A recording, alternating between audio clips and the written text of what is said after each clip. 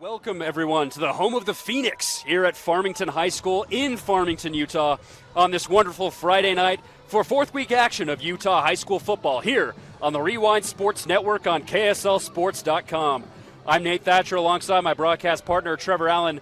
And Trevor, before we begin this game and get into our keys of tonight's contest, it would be remiss if we didn't tribute one of the pioneers in high school sports broadcasting and really in the world of high school sports here in the state of Utah. We lost a really good one in Dusty Lister this last week after his brave fight with cancer.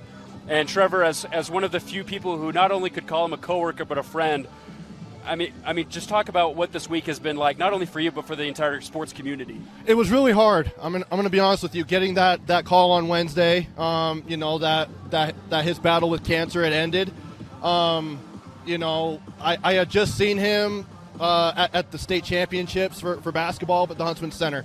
And, I know how important it was for him to call those games, and for that to be his last calls was, something amazing. But it was really hard because he's done so much in the last 20 years for this state as far as shining a spotlight on student athletes at the high school level.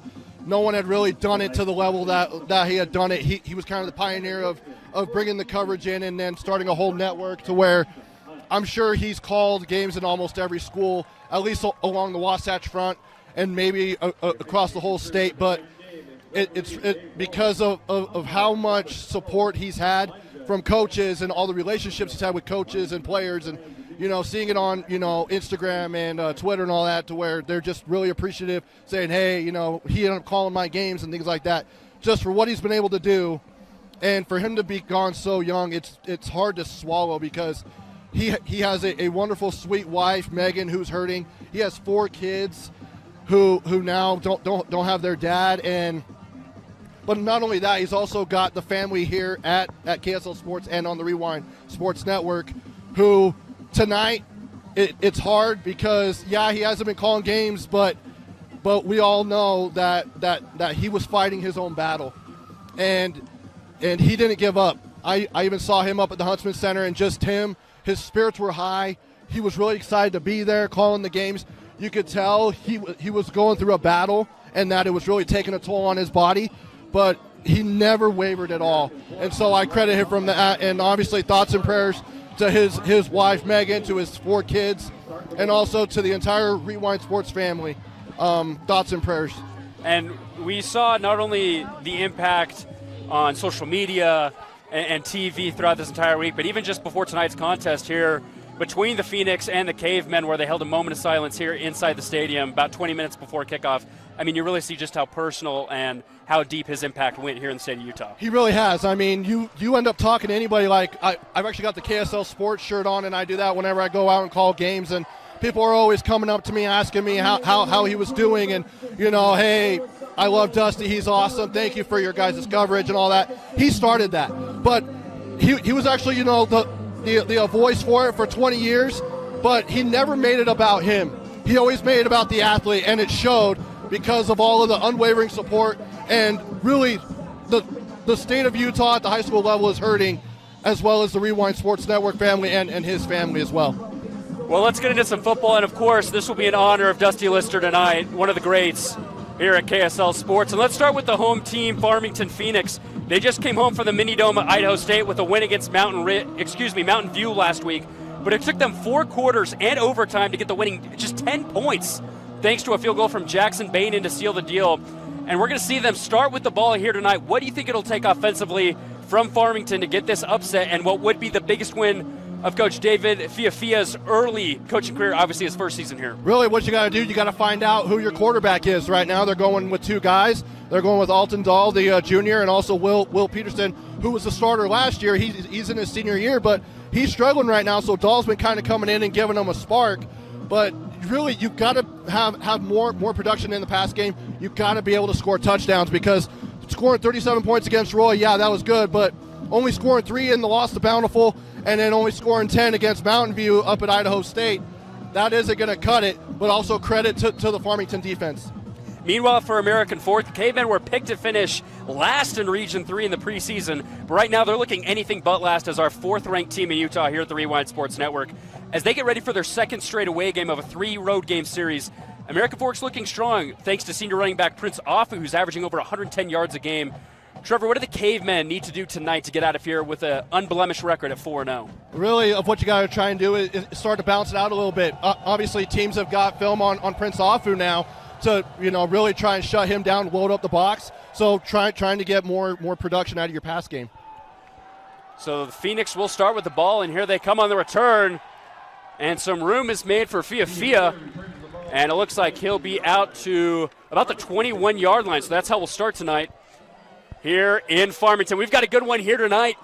As mentioned, the Phoenix are coached by first-year head coach David Fia. Meanwhile, for the Cavemen, it's the exact opposite. It's experience that they bring to the table. And 16th-year head coach Aaron Bem, who's looking for his 111th win tonight here with the Cavemen. And to start out, it will be Alton Dahl at quarterback. So just like you mentioned, provided a spark last week, he's going to start here tonight.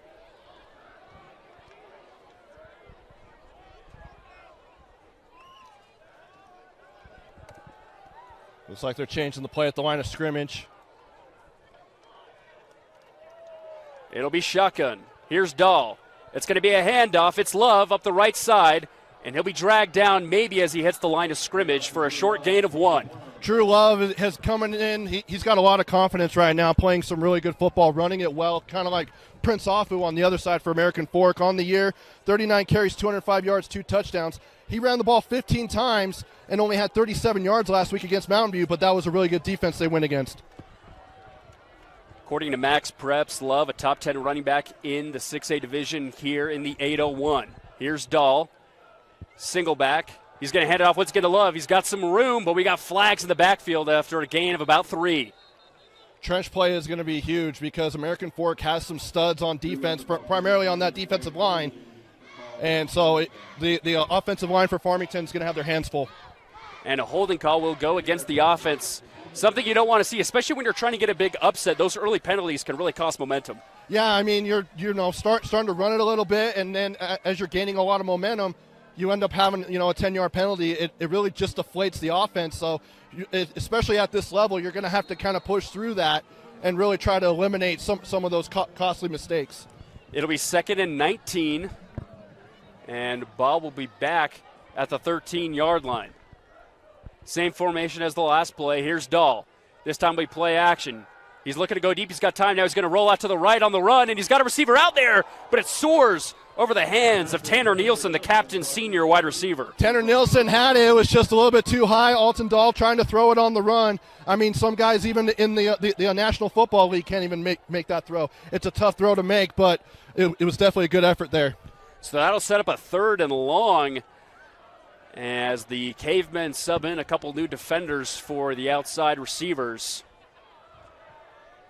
So 11:06 here to go in this first quarter. And a reminder, our clock will be unofficial here on the Rewind Sports Network, but we'll try and keep it as close as possible. Here's Dahl on 3rd down. He's pressured. Somehow squeezes through the defense, but he's not going to get anything as he slides down. Yeah, and we've got a flag. It's going to be a late hit. I was waiting for that to come in. The contact came after he had already slid on the ground.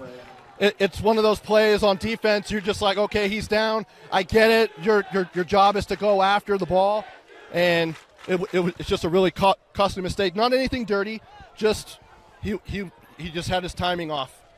Yeah, we just mentioned that penalties can be costly for an offense trying to get an upset, but just right there, you did everything right on that first possession. And you end up costing yourself on 3rd down. You had him at 3rd and 19, and that really can make big dividends for Farmington to keep this ball moving. Yeah, and now it's going to move them up to – it should move them up to within 3rd and 4, I believe. So that's very manageable where you had them almost 3rd and a mile. So far in 2025, Farmington has averaged less than 150 passing yards per game as we now get the call from the ref. It is going to be a personal foul. Oh, and they're actually going to say it's on both sides, so it's going to offset. It will be 4th down.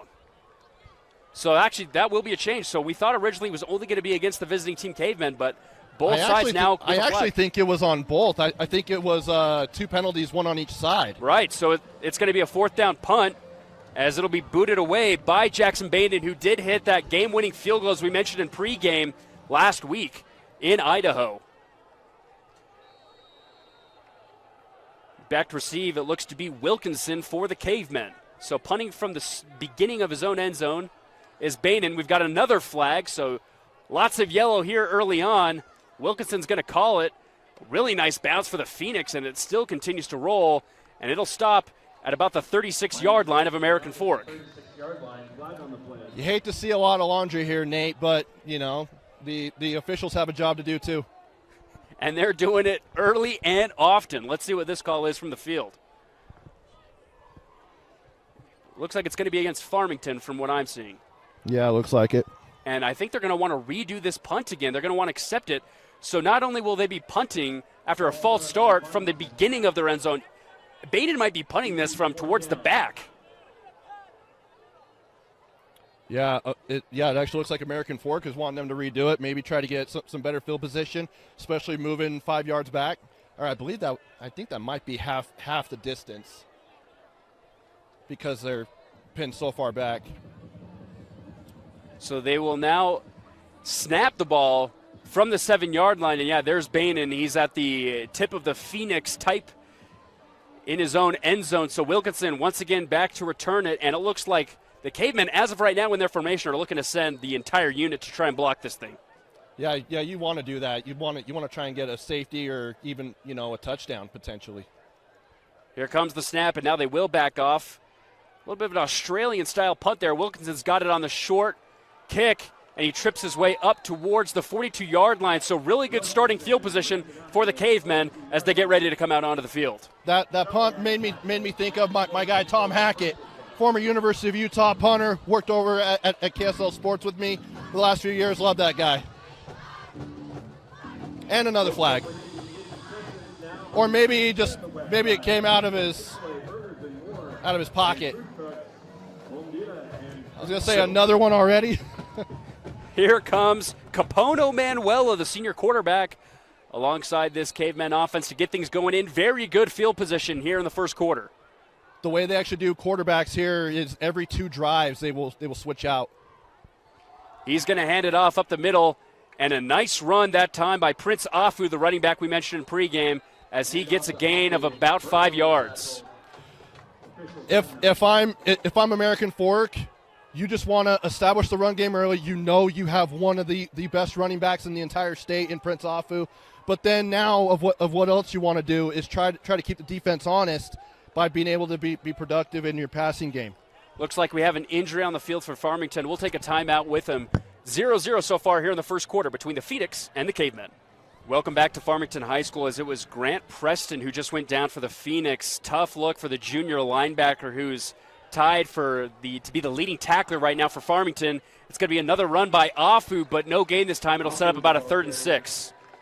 Yeah, losing Grant Preston potentially for the game and maybe longer. I mean, you never want to speculate, but has 24 tackles on the season. He had 8 last week. Very, very productive linebacker. Currently tied with Kava Fiafia, the two-way player. And so that is a huge blow so far to the home squad, but so far holding the Cavemen right now to a 3rd and 6. The one thing that Farmington has got to keep an eye on with Manuela at quarterback, he can run it. He's a very athletic quarterback. Manuela in the shotgun. Afu to his right. He gets the snap. Looking to go.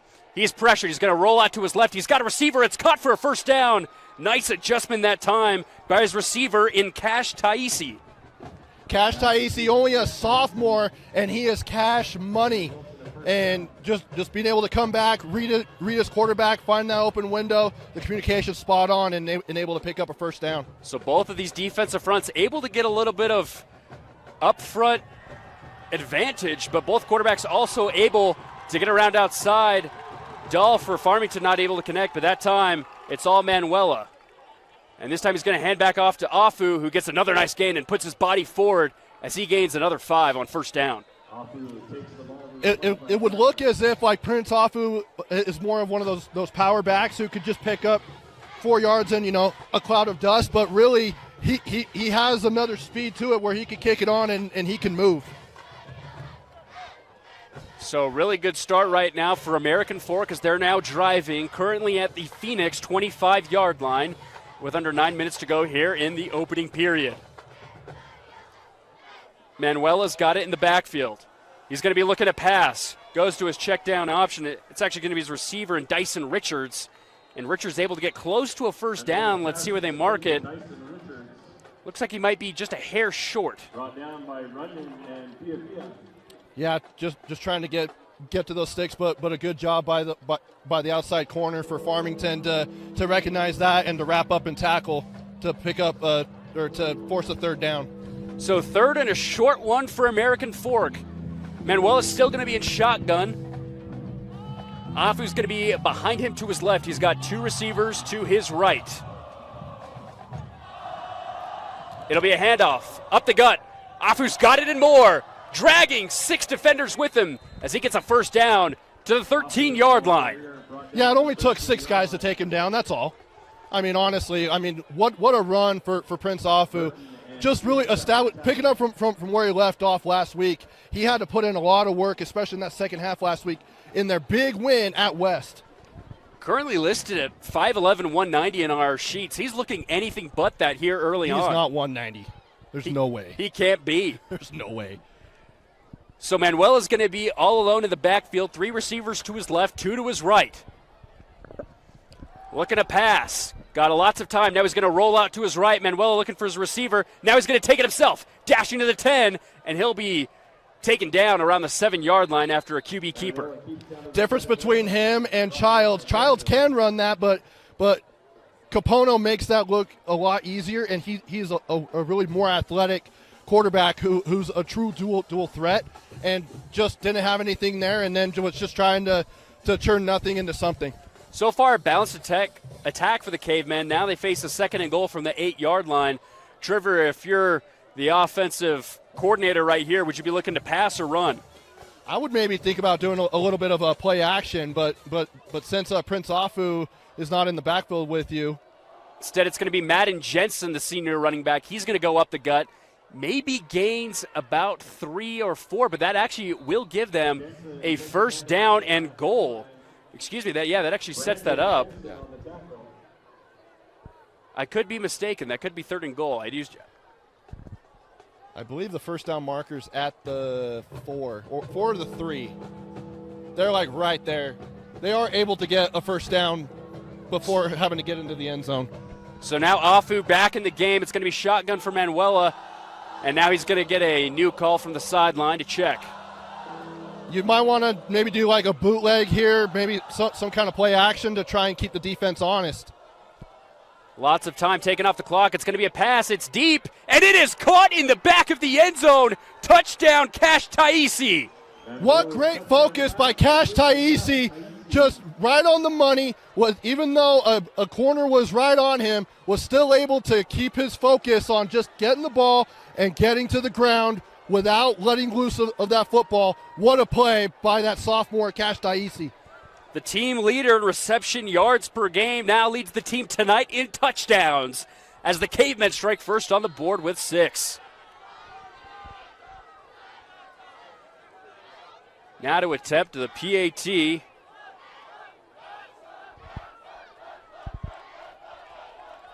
It's up and in for Luna. And American Fork now leads it 7-0 with just about 5.5 minutes remaining here in the first on the Rewind Sports Network on KSLSports.com. Welcome back out to Farmington High School as the Phoenix currently trail the Cavemen after a very impressive drive led by Capono Manuela, which ended in a Cash Taisi touchdown in the back of the end zone to put them up early 7. So we saw a quick 3-and-out for Dahl and company for Farmington. Trevor, what would you like to see them improve on here on this second drive? Just you got to find ways to get the ball out to your playmakers. I know a guy to go to for Farmington is Kava Fia. He's a guy who he's really been one of their only weapons on the outside, being able to, he has 7 catches for 124 yards, 2 touchdowns. The next guy has 79 yards in Chase Hamlin. You have playmakers, you just got to get them involved and keep moving the sticks. So Alton Dahl leads the offense back out again. He'll be in the backfield next to Drew Love, the senior running back who got a lot of touches on that first possession. Just couldn't get a first down conversion as we now have a substitution. And Looks like wardrobe malfunction. Yeah, Easton Hunt, the captain, had to come to the sidelines for the play. Wardrobe police came out. It'll be Austin Johnson in his place on this snap. It's something that the officials are really focusing on is wardrobe, making sure that they're wearing proper attire, which I've got thoughts on that. I don't think I should share them on air. Sounds good with me. Lead official comes back out onto the field after a talk with Coach Fiafia, and they will now let play resume. And here we go. 1st and 10, ball on their own 20. Here's Dahl in the backfield. He'll get the snap. He's going to hand off to Love. Love's got some blocks. A nice solid run, and he keeps his feet churning, still going. Gets it out to about the 33-yard line for a nice gain of 12 and a first down. You learn this when you're really young, at a young age, as a running back, keep the ball high and tight. He did that because American Fork was trying to pull that loose. Number 29, that is Lincoln Miller, was trying to rip that ball out, but good job by Drew Love keeping that high and tight. Similar formation as last time. One running back in the backfield, 2 to the right, 2 to the left. Dahl's going to get it. Quick outlet pass, and a nice tackle on the outside as Chase Hamblin was the receiver, and a good tackle by Derek Manning, the senior corner. You can already tell the Farmington coach is yelling at one of his players. I won't call him out just because that's not very nice, but he definitely missed the block on that screen pass. That will set up a 2nd and 11 on their own 31. After a nice run by Drew Love, a stall for a loss of 1 on the last play. Love will now set up behind Dahl. Now a motion by Burton. 3 receivers to his right now. Dahl's going to fake it. Quick pass back out to Hamblin. Missed tackle by Manning this time. Hamblin's able to get it out to the 41-yard line. Good job shedding a tackle once again and just being able to get upfield. And as I was saying prior to the drive, just keep on trying to move the sticks. You're somewhat ahead of schedule now to be able to keep on moving the sticks. I mean, 3rd and manageable. They're going to say he's actually out at the 39, so it's going to be a 3rd and 3. Here's Dahl once again trying to get their 2nd 3rd down conversion of the drive. Hand off to Love, and he's wrapped up in the backfield. Great job that time by the stifling American Fork defense. Led that time by Dallin Afu, the junior lineman. Dallin Afu having a great season, as is Manitua Fano having a good year as well. That is a stout defensive front for American Fork, and stopping a really good running back in Drew Love. So the Cavemen have a chance to put another score on the board here in the first as we're now under 4. Baden set to punt, and Wilkinson once again set to return. A lot better field position for Bain in this go-around, and he gets a nice boot out of it. Wow, what a deep punt. Here's Wilkinson. He's going to move, cut up the field. Gets away from some tacklers, and a nice return out to the 37-yard line to set up American Fork once again. And as what we've heard, American Fork does like to switch up quarterbacks every now and then. Let's see who's going to be leading out the Cavemen this time around. It looks like they are going to go to Nate Childs after 2 drives by Capono. Oh, no, they're coming out with Manuela again. So Manuela just led a very impressive drive that went about 45 yards into the end zone. It ended with a Cash Taisi touchdown, but always impressive is Afu in the backfield, and he was able to break down some tackles to get them down and drain a lot of time off the clock. So here they are, 1st and 10. It's going to be a handoff to Afu. He goes right up the gut, once again just shedding guys in black, and he gets it up to about the 48-yard line, gain of 11 and a first down. It's so hard to bring him down, but also it's hard to catch him too at times. If he can get out into open space, he's going to be hard to bring down. If he goes up the middle, it takes 3 or 4 defenders to take him down as well. Just a monster of a running back. Very balanced attack last time. American Fork allowing the run to set up their pass play so far here in the first quarter. 1st and 10 now, ball at their own 48, averaging over 185 rush yards per game in comparison to their 157 pass yards. But it is going to be a pass this time in double coverage, and it is caught once again by Cash Taisi on the sideline. living up to his name once again. Cash Taisi is money, almost double coverage, but still he had a guy swarmed all over him. And again, the focus is just there, which is really impressive from a sophomore. Long gain that time will now set them up for a 1st and 10 at the Farmington 26. So just as we were mentioning the strength of the run, we saw a very impressive pass play by American Fork. I was saying that top of the broadcast, if they could get the run game going to then open up the defense a little bit, keep them honest, play action pass, it's working. Motion by Hanshaw will set up an Afu run to the left. He's going to weave his way past defenders again and is going to be close once again to another 1st down. Just going to be a little bit short. It'll set up a 2nd and 1.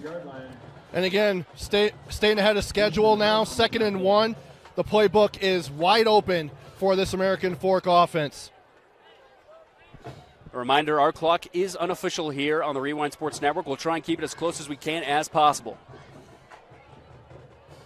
2nd and 1 is now Capoto's going to look to the sideline to get the call. Prince Afu has been very impressive, living up to his average of 111 rush yards per game so far here in Game 4. It'll be a handoff up the gut once again to Prince. And a nice wrap-up that time, but he does get the 1st down to the 15. Great tackle from Emmett Bowcut. Seeing I would do it if I'm Farmington, and again, I'm no expert, but I would load up the box and force them to throw the ball, but maybe bracket Cash Taisi as well, because right now those are the only two guys truly making plays on offense for American Fork. So 1st and 10, ball at the 15-yard line. Here's Manuela. He's going to fake it. He's going to roll out to his right. Heavily pursued, but he's going towards the end zone. It's tipped and almost intercepted that time by the Phoenix defense. Great job that time by Farmington to break up the pass in the end zone. That is number 84, Ty Runyon, who had a chance to pick that off. There were actually 3 Farmington players in the end zone and just threw it a little bit behind him. But again, throwing it on the run, not a lot of quarterbacks can make really accurate throws on the run, but still a really athletic play, just couldn't haul it in. Especially in more dense coverage, the closer you get towards the end zone, the harder it is to find open receivers. Yeah, it closes it in a little bit, and it kind of just seems like it's really close quarters. So now 3 men in the backfield. It'll be Afu to the right of Manuela alongside Dyson Richards. Manuela looking to pass again, and this time he's going to be brought down to the backfield. Great 3-man sack that time by Farmington, and it looks like they were led by Troy Stevens, the senior defensive end. Troy Stevens is one of their main playmakers on defense, just being able to get around the edge. 3 guys were able to get past the offensive line for American Fork, but just not a lot of time for Capono to make a play.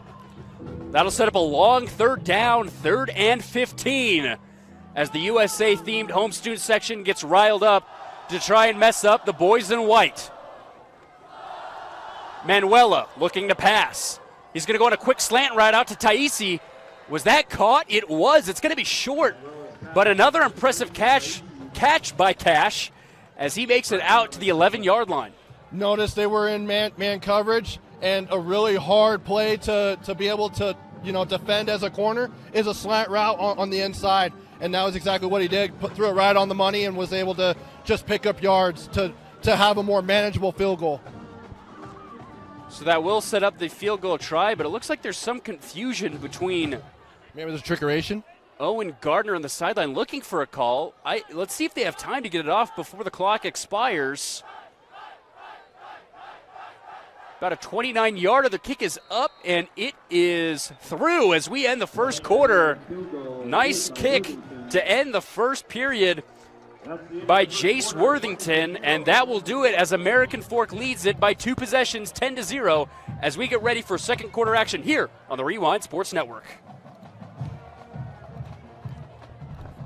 Welcome back out to Farmington High School as the home team Phoenix currently trail the American Fork Cavemen 10-0. Nate Thatcher alongside Trevor Allen. And Trevor, we have American Fork ranked number 4 right now per our rankings, and they're looking all the parts so far, especially with their balanced offensive attack here in this first period. Yeah, and also just the whole fact that American Fork was picked to finish last in Region 3, but also mention that every single team in Region 3 is in the top 10 in the rankings. So that is a gauntlet of a region, but American Fork, I think, making a statement last week against West on the road against a team who is going to contend for 5A, and then now to come up here to Farmington and, play as well as they are on both ends, it's really proven itself right now. Cavemen will kick it off here for the start of this second quarter, and the Phoenix will allow it to go back in the end zone. Trevor, you mentioned the difficulty of Region 3 and 6A, but American Fork has also challenged themselves in non-region play. They just finished 10th U in Week 2. Obviously playing at Farmington today. They'll play Davis at home on the 19th, so they're making it a challenge for themselves from beginning to end. Yeah, I know coaches out there, especially if you've actually got a really good program, you want to schedule really hard teams in your non-region because you don't have a ton of region games in a region like 3. And so, kudos to them to go after, 10th U, to go after West, to go after Davis. So Phoenix will start from their own 20. Dahl in the backfield. He's going to motion. Isaac York moving left to right. Dahl will get the snap. He's going to look to pass, and he's pressured. Oh, and what a sack that time! And an absolute monster comes into the backfield. Great sack that time by who else but Dallin Afu, who made one earlier in the first. Dallin Afu just obliterated that offensive lineman for Farmington, and Dahl had no idea what to do, because the minute he came into the pocket, went over to his read right there, saw a giant monster come right at him, and could only just tuck it in. I got scared, and I'm up in the booth. Exactly. So 2nd and 18 now from their own 12, and Farmington losing all momentum here in this first half. Can they come up with something big? Here's Love up the gut, and he'll be taken back behind the line. American Fork playing some stout defense here in the first half. Dallin Afu getting off the edge once again. He looks like a big boy, but he's got some quick feet as well, and just an absolute monster. But also just clogging it up with this defensive line again. Fano, the junior defensive lineman, is in on that, and he's just clogging up lanes. So now a 3rd and 17 from their own 13-yard line, and the boys in black are quickly fading away. Here's Dahl. Looking to pass. He's got time. Now he's going to go with this check down in Love, and Love's going to be taken down at the 16-yard line, so not what you want to see if you're a Phoenix fan. And American Fork taking care of business so far here on defense. Yeah, Dahl dropping back, going through his reads, and just couldn't really find anything there, so threw it out to the flat to Drew Love, and just tried to turn nothing into something, and just came up short. We mentioned that American Fork was coming up with a tough schedule before their region play begins, but Farmington, they play American Fork today. They played Bountiful. They went to Idaho last week. They'll go on the road against Lone Peak next week before they start region play. So both these teams are facing some very early tests, as the punt by Farmington will go out to the Cavemen 48. It'll also be interesting to see, as you mentioned, they're going over to Lone Peak next week. The Knights are in Vegas taking on Bishop Gorman tonight. Could be coming back a little banged up, playing the number 3 team in the entire country. Lone Peak, another Region 3 6A favorite. And those teams really like to schedule, especially some of the elite teams out of state. We've seen Corner Canyon do it, obviously, as the team's the state's premier team. But you've got Corner Canyon tonight is hosting Liberty out of Arizona, number 1 team down there in Arizona. And then obviously Lone Peak is going to Bishop Gorman tonight, number 1 team in Nevada. So as we mentioned, it will be a difference in quarterback sometimes, as Nate Childs is now out for the Cavemen. It's going to be a handoff to Jensen, who's able to push his lineman out to the 50-yard line for a gain of 2. A great push right there by the offensive line, just to be able to create a little bit of a gap for Jensen to be able to attack, and staying a little bit ahead of schedule. Probably want to get a little bit farther on first down, but still manageable as you just try to stay ahead of schedule in order to pick up a first down. Nate Childs in at quarterback, 2nd and 8. Jensen to his left, 2 receivers to his right, 1 to his left. Nate looking to pass, and he's going to go deep. It's a one-on-one, and it is incomplete that time. A good defensive coverage on the far side made that time by Ty Runyon, the junior corner. a really good stop right there for Farmington. Got to be able to put a few of those together against a very potent offense. So an early test here for Childs as it sets up a 3rd and 8. Something we didn't see a lot of with Capoto in a QB. Manuela able to convert. What can Childs do here at midfield? He gets the snap. He's going to roll out to his right in a designed action, and now he's going to keep it to the 45. Dives for the first down markage. Let's see where they mark him out. And it looks like they're going to have him out about 3 yards short of the first down. So what is American Fork going to do right here? I mean, you're really in a no man's land as far as, punting or anything like that. You just want to, because, I mean, are you going to try and pin them? But really, you end up turning it over on downs. It's still, it's still pinning them back, not like quarter to the 20, but if I was American Fork, I'd go for it. I would have trust in my offense to be able to pick up the first down. So they're going to do a reset of the chains here. Yeah, it got a little tied up when Childs went out of bounds. And by the way, Childs can run. He just doesn't look athletic, but he's sneaky athletic. So it will be a 4th and long 2. As Childs looks to get the call from the sideline, he's going to be sandwiched on both sides. We saw this formation on the last drive, as it's going to be Dyson Richards on his right and Prince Afu on his left. Wouldn't be surprised if they take this up the middle. They do. It's Afu. He's moving his way forward and somehow gets a first down, able to use his body. Great move that time by Prince Afu to convert. Had 2 chances to be able to bring Prince Afu down, and he's just shedding tackles left and right and able to pick up a first down, and really just a very simple run. Obviously, it wasn't a simple run, but he made it look simple. One of the stats we need to keep a track of is how many missed tackles Prince Afu has been a part of so far this season. Very impressive to see how he's able to evade here in tonight's game. So Childs and company with another first down. Now it will be Prince in the backfield alongside him. It's going to be a handoff to number 10. He's going to weave his way through. It looks like we might have a holding call up front as Afu gains 7 on the play. Getting a little handsy in the trenches. We did see a lot of flags early on in that first quarter, but we haven't seen one for a while until now. And like we mentioned, it can be a momentum killer. It seems like once the Cavemen really started to get going with scoring, the momentum has been with their side completely, and we have something like that could change the table. Thing is, as an offensive lineman for American Fork, knowing you have a running back like Prince Afu in the backfield running the ball, you really don't need to hold, because he's going to be able to pick up yards on his own as well. Obviously, do your job, but you don't need to keep a hold of that jersey. I'll set up a 1st and 20 now as they go back to the 50-yard line at midfield. Childs in the backfield, Afu to his right, 2 receivers on both sides. Childs looking to pass. He's going to go with a quick pass out to the outside. David Dean with his first catch of the evening. Another flag out as Dean makes it out to the 39. It might be. I wasn't looking over there, but was there any contact on Childs after the play, or after he made the throw? Let's see what they call here. Oh, chop block. And they're going to go once again against the offense. So American Fork right now shooting themselves in the foot. They've been able to set up some good plays, but now they're going back to basically where they started this drive. Yeah, it's very deflating, especially when you really had a lot of momentum until that sack on that last drive, to where you end up having to settle for a field goal, and then now you've got back-to-back penalties that is just sending you all the way back to 1st and 35.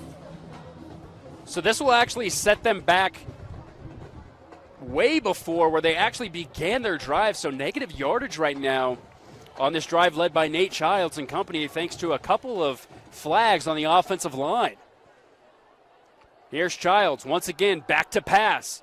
Got lots of time. He's going to go on his medium route. It's caught for a nice gain out to the Farmington 40. Great catch that time by Christian Hanshaw, the junior tight end.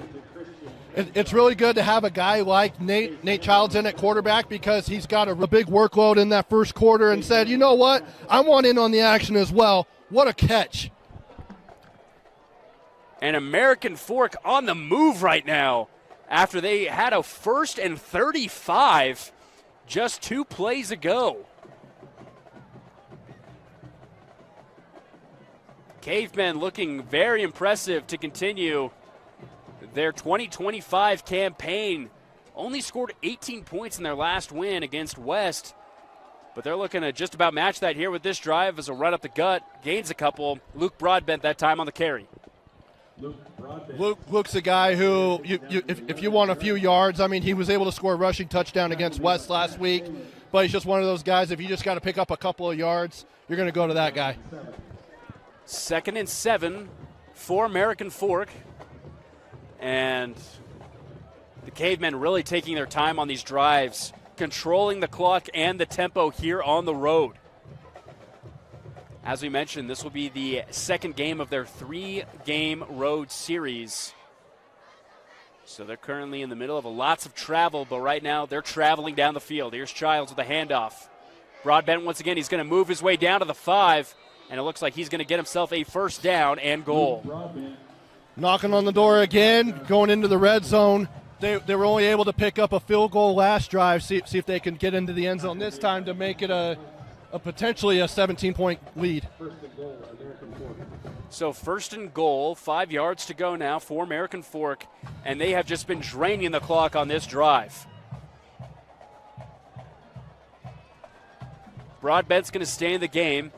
We've seen 3 different carries so far at running back on this possession.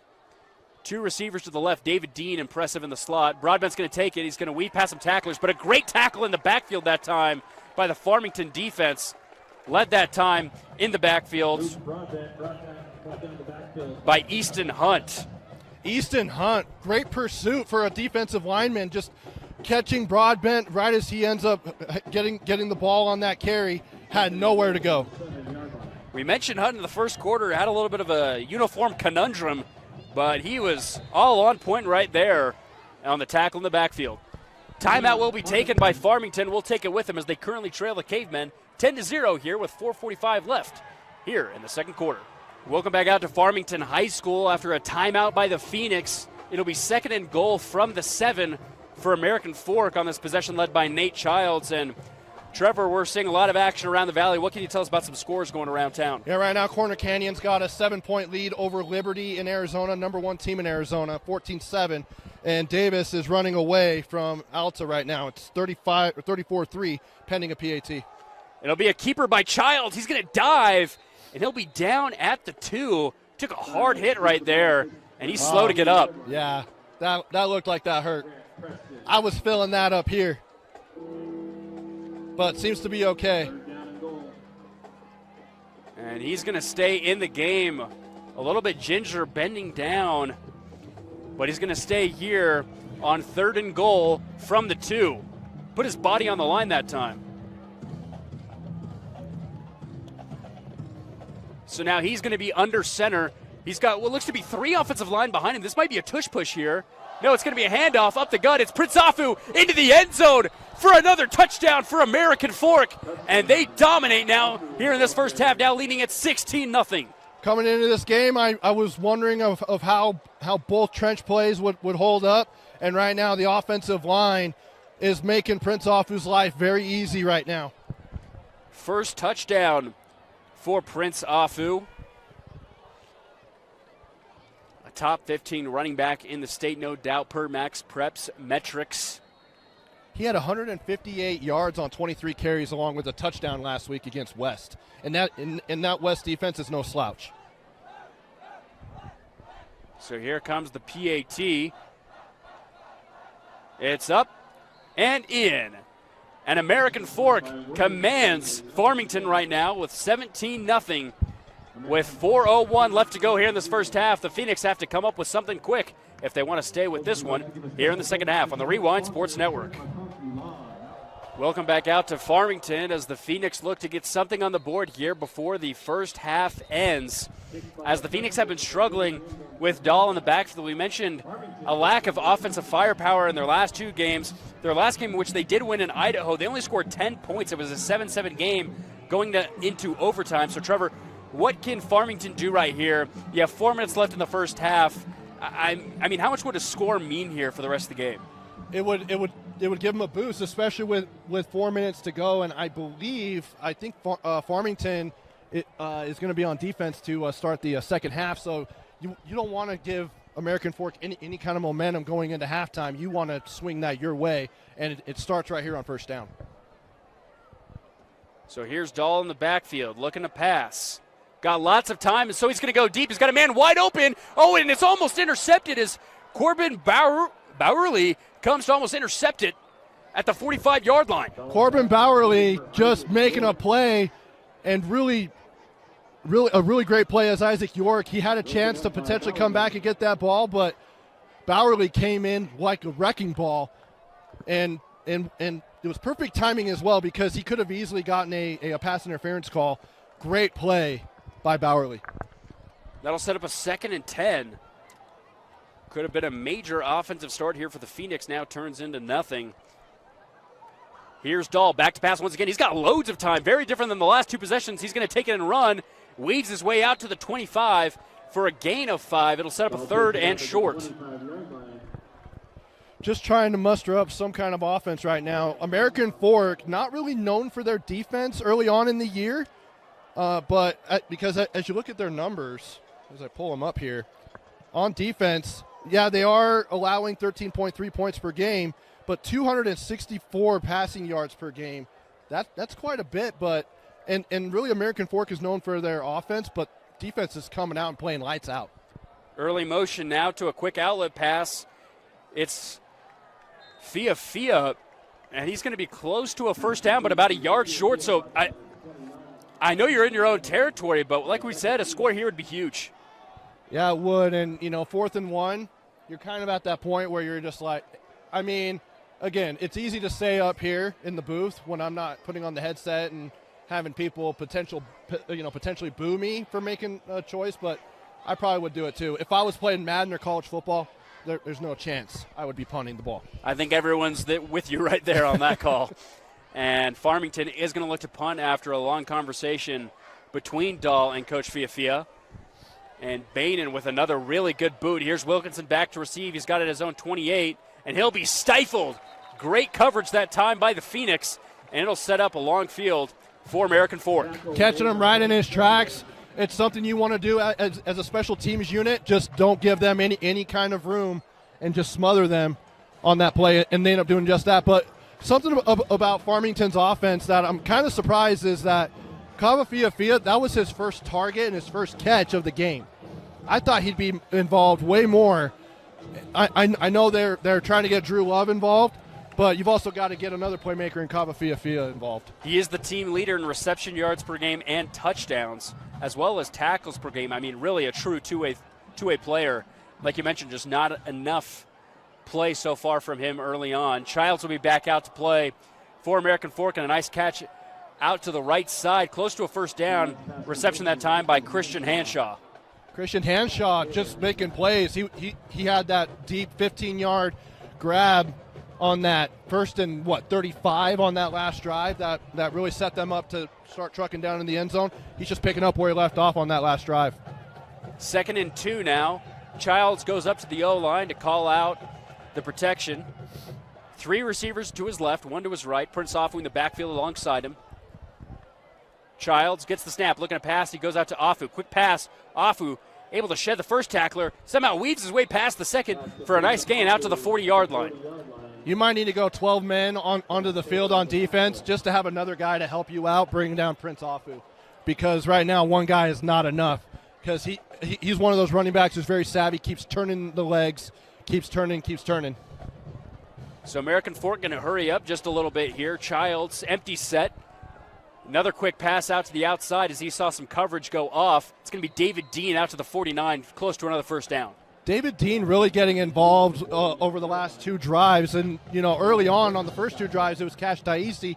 Maybe Childs and Capono have their own guys where Capono really likes to go to Cash Taisi, and David Dean is Childs' guy. So here's Childs, back to pass. Loads of time. Now he's going to step up. He's got lots of room to run. To the 45, to the 40, to the 35, and he'll run out of bounds at the 33-yard line. Great awareness that time by the junior QB. Saw that it was nobody within 10 yards over on his left side, and he said, you know what, I'm going to tuck this, I'm going to run, and I'm going to get a first down. So now deep into Farmington territory with a minute and a half to go. Nice job by the quarterback to step out of bounds to save themselves some time as well. Three receivers to his right in the formation. Now he's going to go deep on a rollout. It's caught, and a nice catch out to the 16-yard line made by Dyson Richards. Dyson Richards just doing whatever he needs to help this offense, whether it's blocking, whether it's making plays out in the passing game. He's a very good tight end. It'll be a timeout called by American Fork, and we'll take it with him with just under a minute and a half to go here in the first half. American Fork on the heels of scoring once again as they lead at 17-0 here in the second quarter. Childs, empty set. He's going to go. A nice slant route up the middle. It's caught, and close to the end zone that time is Christian Hanshaw. They're going to mark it down at about the 1 yard line. Christian Hanshaw on the season coming into this game, 1 catch for 10 yards. They're going to go hurry up. Hand off to Afu. He's going to bully his way down and into the end zone for a touchdown. It's all Cavemen here in the first half. Just a simple run right up the middle. Prince Afu finding his way into the end zone and potentially putting this game out of reach, especially if they're able to hold him for the next minute and 5 seconds. And then on top of that, they're going to get the ball back to start the second half. Very impressive first half right now by the Cavemen. And Region 3 in 6A is looking as probably the most daunting region in the entire state by a long mile. All these teams looking to make their mark here in the 2025 season. As the PAT is attempted, it's up and in. And the Cavemen are taking control of the Phoenix here in Game 4.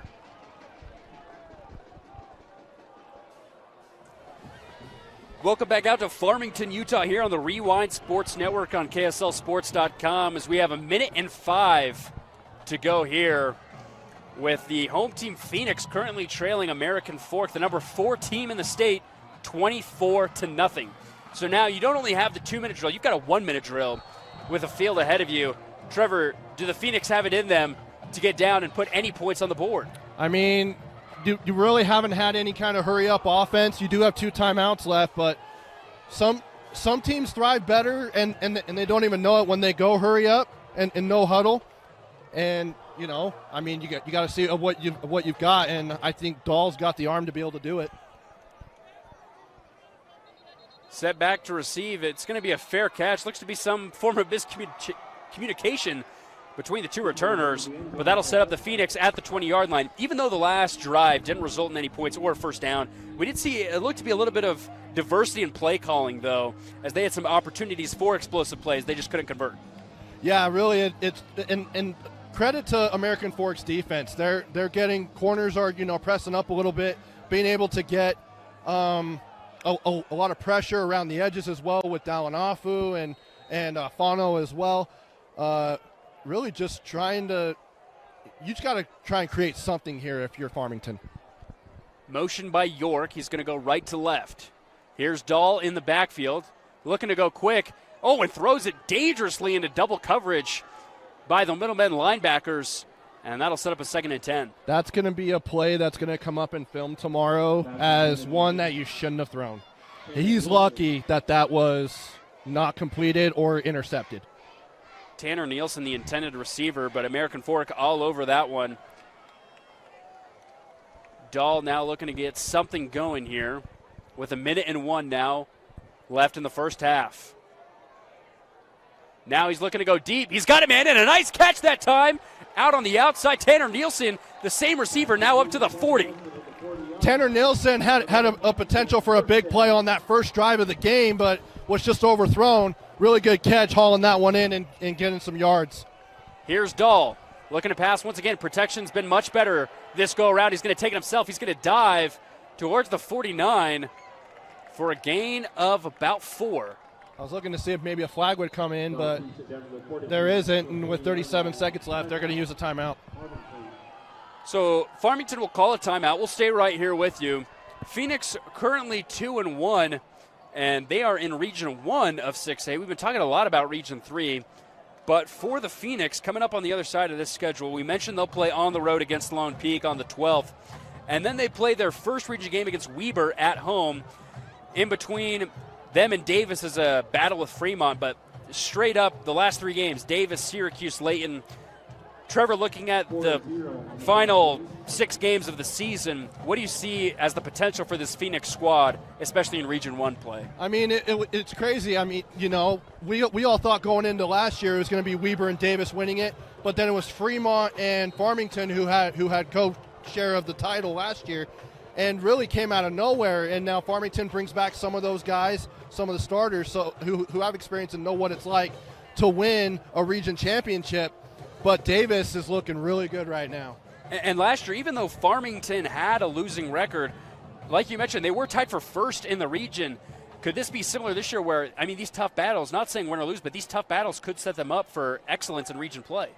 Yeah, it could. And, you know, in region play, you kind of just throw the records out because it's a whole different ball game, because region means something more than some of the non-region games that some of these schools play.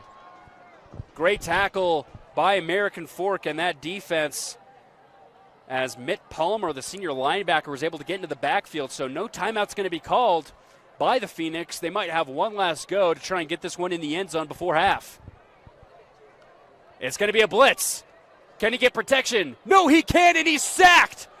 American Fork dominating here in the north as they travel up from Utah County and end the first half with a 24-0 run. Absolutely dominant performance right now by the Cavemen. Dialing up a blitz on what was potentially a Hail Mary play. You drop a bunch of guys back, but then still able to get a very effective pass rush. I got to say, American Fork is feeling really good about themselves heading into the locker room. So American Fork leads at 24-0 here on the Rewind Sports Network on KSLSports.com. We'll be back with second half action. Welcome back out to Farmington High School here on the Rewind Sports Network. Nate Thatcher alongside my broadcast partner Trevor Allen. And while we get ready for this one to get going here in the second half, Trevor, walk us through what's going around the state of Utah right now in high school football. Just kicked off in Nevada. The first time Game Night Live has been out of state. They are in Nevada to carry the Bishop Gorman Lone Peak game. And for those of you who thought maybe the Knights could come in and pull out an upset, it's not looking good. 5 minutes into the game, and Bishop Gorman's already up 2 scores. Scored a touchdown with ease on their first drive and then a pick 6 on the second drive. We'll see how they answer back with Kepa at quarterback. And then after taking the lead for most of the first half, Syracuse is holding a 24-14 lead over Rigby in Idaho. They're either number 1 or number 2 up in Idaho. So a really good showing right now for Syracuse, who's off to a great start this year. And then the last I checked, Corner Canyon is leading Liberty out of Arizona. They're at home, but Liberty's number 1 in Arizona. They were up by 2 touchdowns.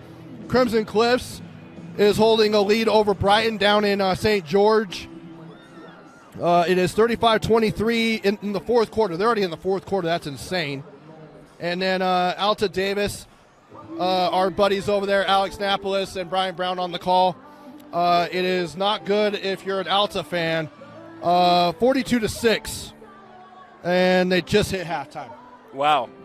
Speaking about all these out-of-state or, far out-of-region games where you're traveling across the state of Utah, what's that like as the visiting team, especially when you're having to go on the road for long periods of time? What's the benefit of the scheduling that if you're set school? I mean, really, it's more just like challenging. If for me as a coach, if I'm going to cross, as the whole thing is shaking up here because of the crowd below us, like Brian, I would see why you want to go down and play Crimson Cliffs, because I believe they ended up playing them last year up here. But Crimson Cliffs is a 2-time defending state champion in 4A. It's challenging because as a coach, you want to look at the RPI and be like, okay, we need to look good on the RPI, even if it's not a win. It's still going to help us in the rankings when it comes to the playoffs, because we're taking on challenging teams and not scheduling, for a lack of a better word, cupcake teams. But it's really hard to cross state, to go clear down to St. George, because on a Friday night you're getting out of school early, you're riding on a bus. It can kind of drain you mentally to then get off and go play a football game. We were talking about it off air, but a really big game for Lone Peak, playing Bishop Gorman, one of the premier high schools in the entire country. Lots of talent that really go on to play D1 football and play in the NFL. What's the benefit in scheduling that game where you're playing an opponent that, while Lone Peak is a top 5 team in the state here in Utah, Bishop Gorman is no joke down there in Vegas. It always seems like over the last few years it's just been Corner Canyon trying to represent Utah, playing against teams like IMG Academy, where they stunned the whole nation last year, beating IMG Academy out of Florida. But they've also played Bishop Gorman down in Nevada. They've also played them up here in Utah. And now, the Knights are like, it's our turn. We have a really good team. We are full of talent. The Pula twins, Kepanieme Tolu, Bot Mulitalo. You've got a good team who's contending for 6A this year. Why don't we go down and try our hand against Bishop Gorman? But after talking to some of the coaches, because I was calling the Lone Peak Tipview game last week, they were like, they have 22 guys already who have P4 offers, and they have a really young defense. So you're telling me freshmen, sophomores, juniors are getting P4 offers? It's just the way Bishop Gorman is. And you just want to go down there, and yeah, you're able to pick up an upset win. That puts a big spotlight on this state. But just to go down there and just compete ends up putting a good name for our state, because it's been a while since the state of Utah has really produced really elite teams. Obviously a lot of kids who've gone, played at the level here, playing football, but then going off to the NFL. There's a lot of talent there, but per capita, the state of Utah produces one of the most talent coming out of the state per capita going to the NFL. And let's get ready for second half action here between Farmington and American Fork. We can catch up on keys here in the second half. Obviously, the Cavemen dominated, especially in tempo and offensive production, once they started getting going after their first offensive series. It went both ways. Nate Childs really led the way for the second half of that first half, but Capono Manuela also had some really good drives. It was all Prince Afu, though, with that running game that really got things going for him. Yeah, really, the only thing coming into games of what you want to have, top of your game plan, feed Prince Afu. And then when that doesn't happen, you've got guys like Cash Taitzi, David Dean, Dyson Richards, who can also make plays on the outside. And right now they're doing everything they want to do offensively. So it's going to be Manuela again, a handoff up to Prince Afu. And it's really been those plays that go right up the gut. He somehow is still able to gain 5 or 6 yards even when the box is stacked. As a defense, when you end up loading up the box, you've got a really good running back, and that American Fork is going to run the ball on first down, because they've done that all night long. And because of what they're trying to do is then get ahead of schedule. And then if something, collapses on second down, then you're able to create some plays on third. Both of the quarterbacks for American Fork have shown the use of their legs as well, so you have double threat in the backfield for the boys in white. Here's going to be a handoff up to Afu, and he gains a nice gain to the left side, but here is our early laundry of the second half. We've got a flag on the far side of the field. Yeah, that one's coming back, holding. Holding on American Fork. So we saw American Fork have a lot of those calls against the offensive line in the first half, but they were able to recover at one point on their second to last drive in that first half. It was a 1st and 35 from their own side of the field, but slowly but surely they were able to get explosive plays, get themselves back in the game. Yeah, it's one of those things where even in like basketball, you're down 20 points. You're not going to, because they've actually been playing really well on defense over the last 3 games to start the season, allowing, I believe it's like 14 points or something like 28 points or something like that. But a lot of missed tackles in this game. So a fake clap that time to check the offensive line. Manuel, it's going to be a 3rd and 1 now for the Cavemen. 2 receivers to the right. Afu behind him. It's going to be a handoff to Prince. Up the middle. Gains the first yardage just enough. Out to the 31-yard line. Another first down here for American Fork. We might have to get like a seatbelt up here, Nate, because whenever the crowd's jumping, you and I are swaying back and forth, and poor Quentin, our cameraman here, is trying to bounce the camera. So if you guys notice the swaying of the camera back and forth, that's why. Pretty good turnout here. I think it's like patriotic night or something like that. Red, white, USA blue theme. I guess you could say the booth is giving us that 4D experience of being a tackler against Prince Afu. You get to feel the real shake when he goes up against you. Is this what it's like sitting in the muss? Oh, I'm wondering. It could be. I've never sat in the muss. And a nice tackle behind the line of scrimmage by the Farmington defense as looks like Madden Jensen was the carrier that time, going right to left. Farmington is capable of getting stops. They are capable of getting into the backfield. They are capable of stopping the run at the line of scrimmage. They just haven't been able to put it together consistently. But really good job there. Troy Stevens, the senior defensive end, leading the way on tackles that time. Captain of this Phoenix squad, sets up a 2nd and 12 now for Manuela and the offense. Capono. It's going to be a play-action rollout. It was red. He's got a pass. Intended receiver that time was Dyson Richards on the rollout. Couldn't get it going. Great coverage that time. Grant Preston back in the game after that early injury in the first quarter, but a really good play going after the quarterback on that rollout. Good news for them because he's the anchor on that defense, the leader. But on that roll, it's just one of those things, again, on the rollout. You probably practice it 100 times throughout the week, throwing on the run. It's a really hard throw to make, especially at the high school level.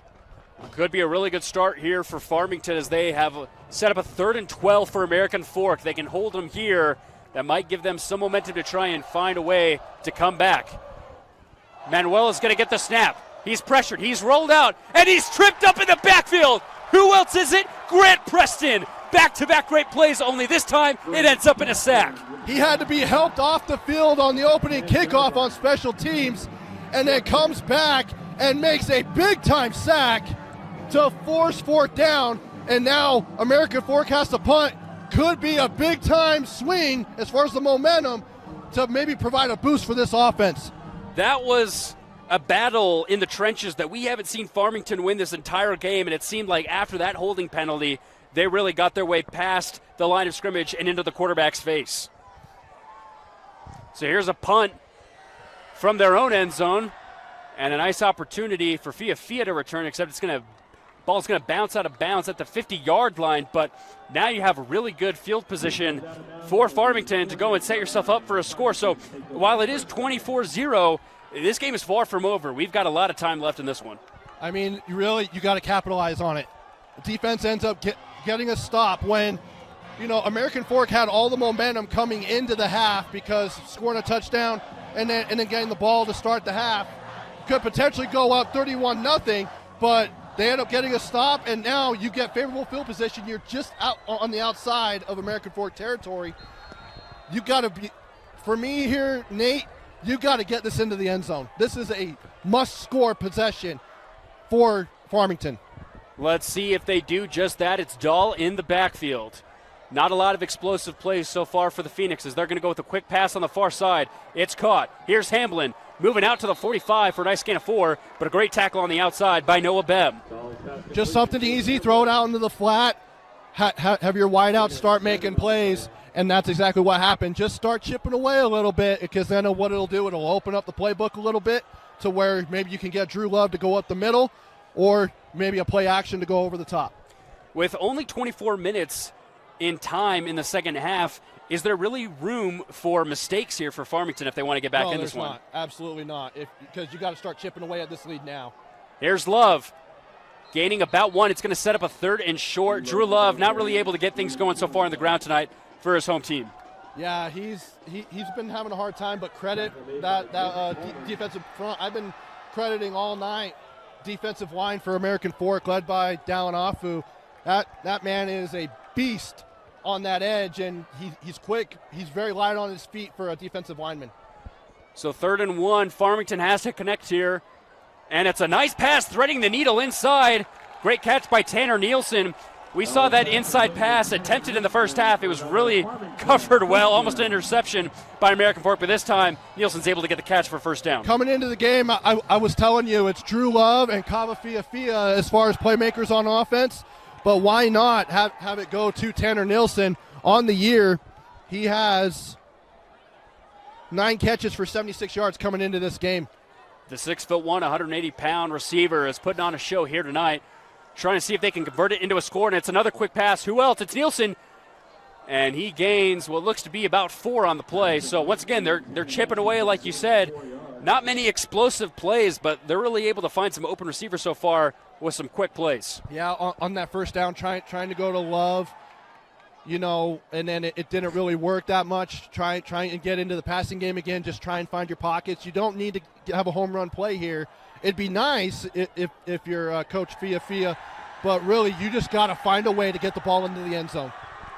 Dahl in the backfield, a 2nd and 6. Love's behind him. It is going to be a handoff on a delay. Love's going up the gut, and he's going to bounce his way up for another short gain of about 2 up to the 30-yard line. Trevor, a question for you. They're down 24, but technically that is only a 3-possession game if they get 3 straight touchdowns with 2-point conversions. Do you think that's the method if you're going into this one? Yeah, you really have to, because it's one of those things where, all right, we've already dug ourselves a hole, but you're going up against one of the top 10 teams in the entire state of Utah, and you've got to shine some light here.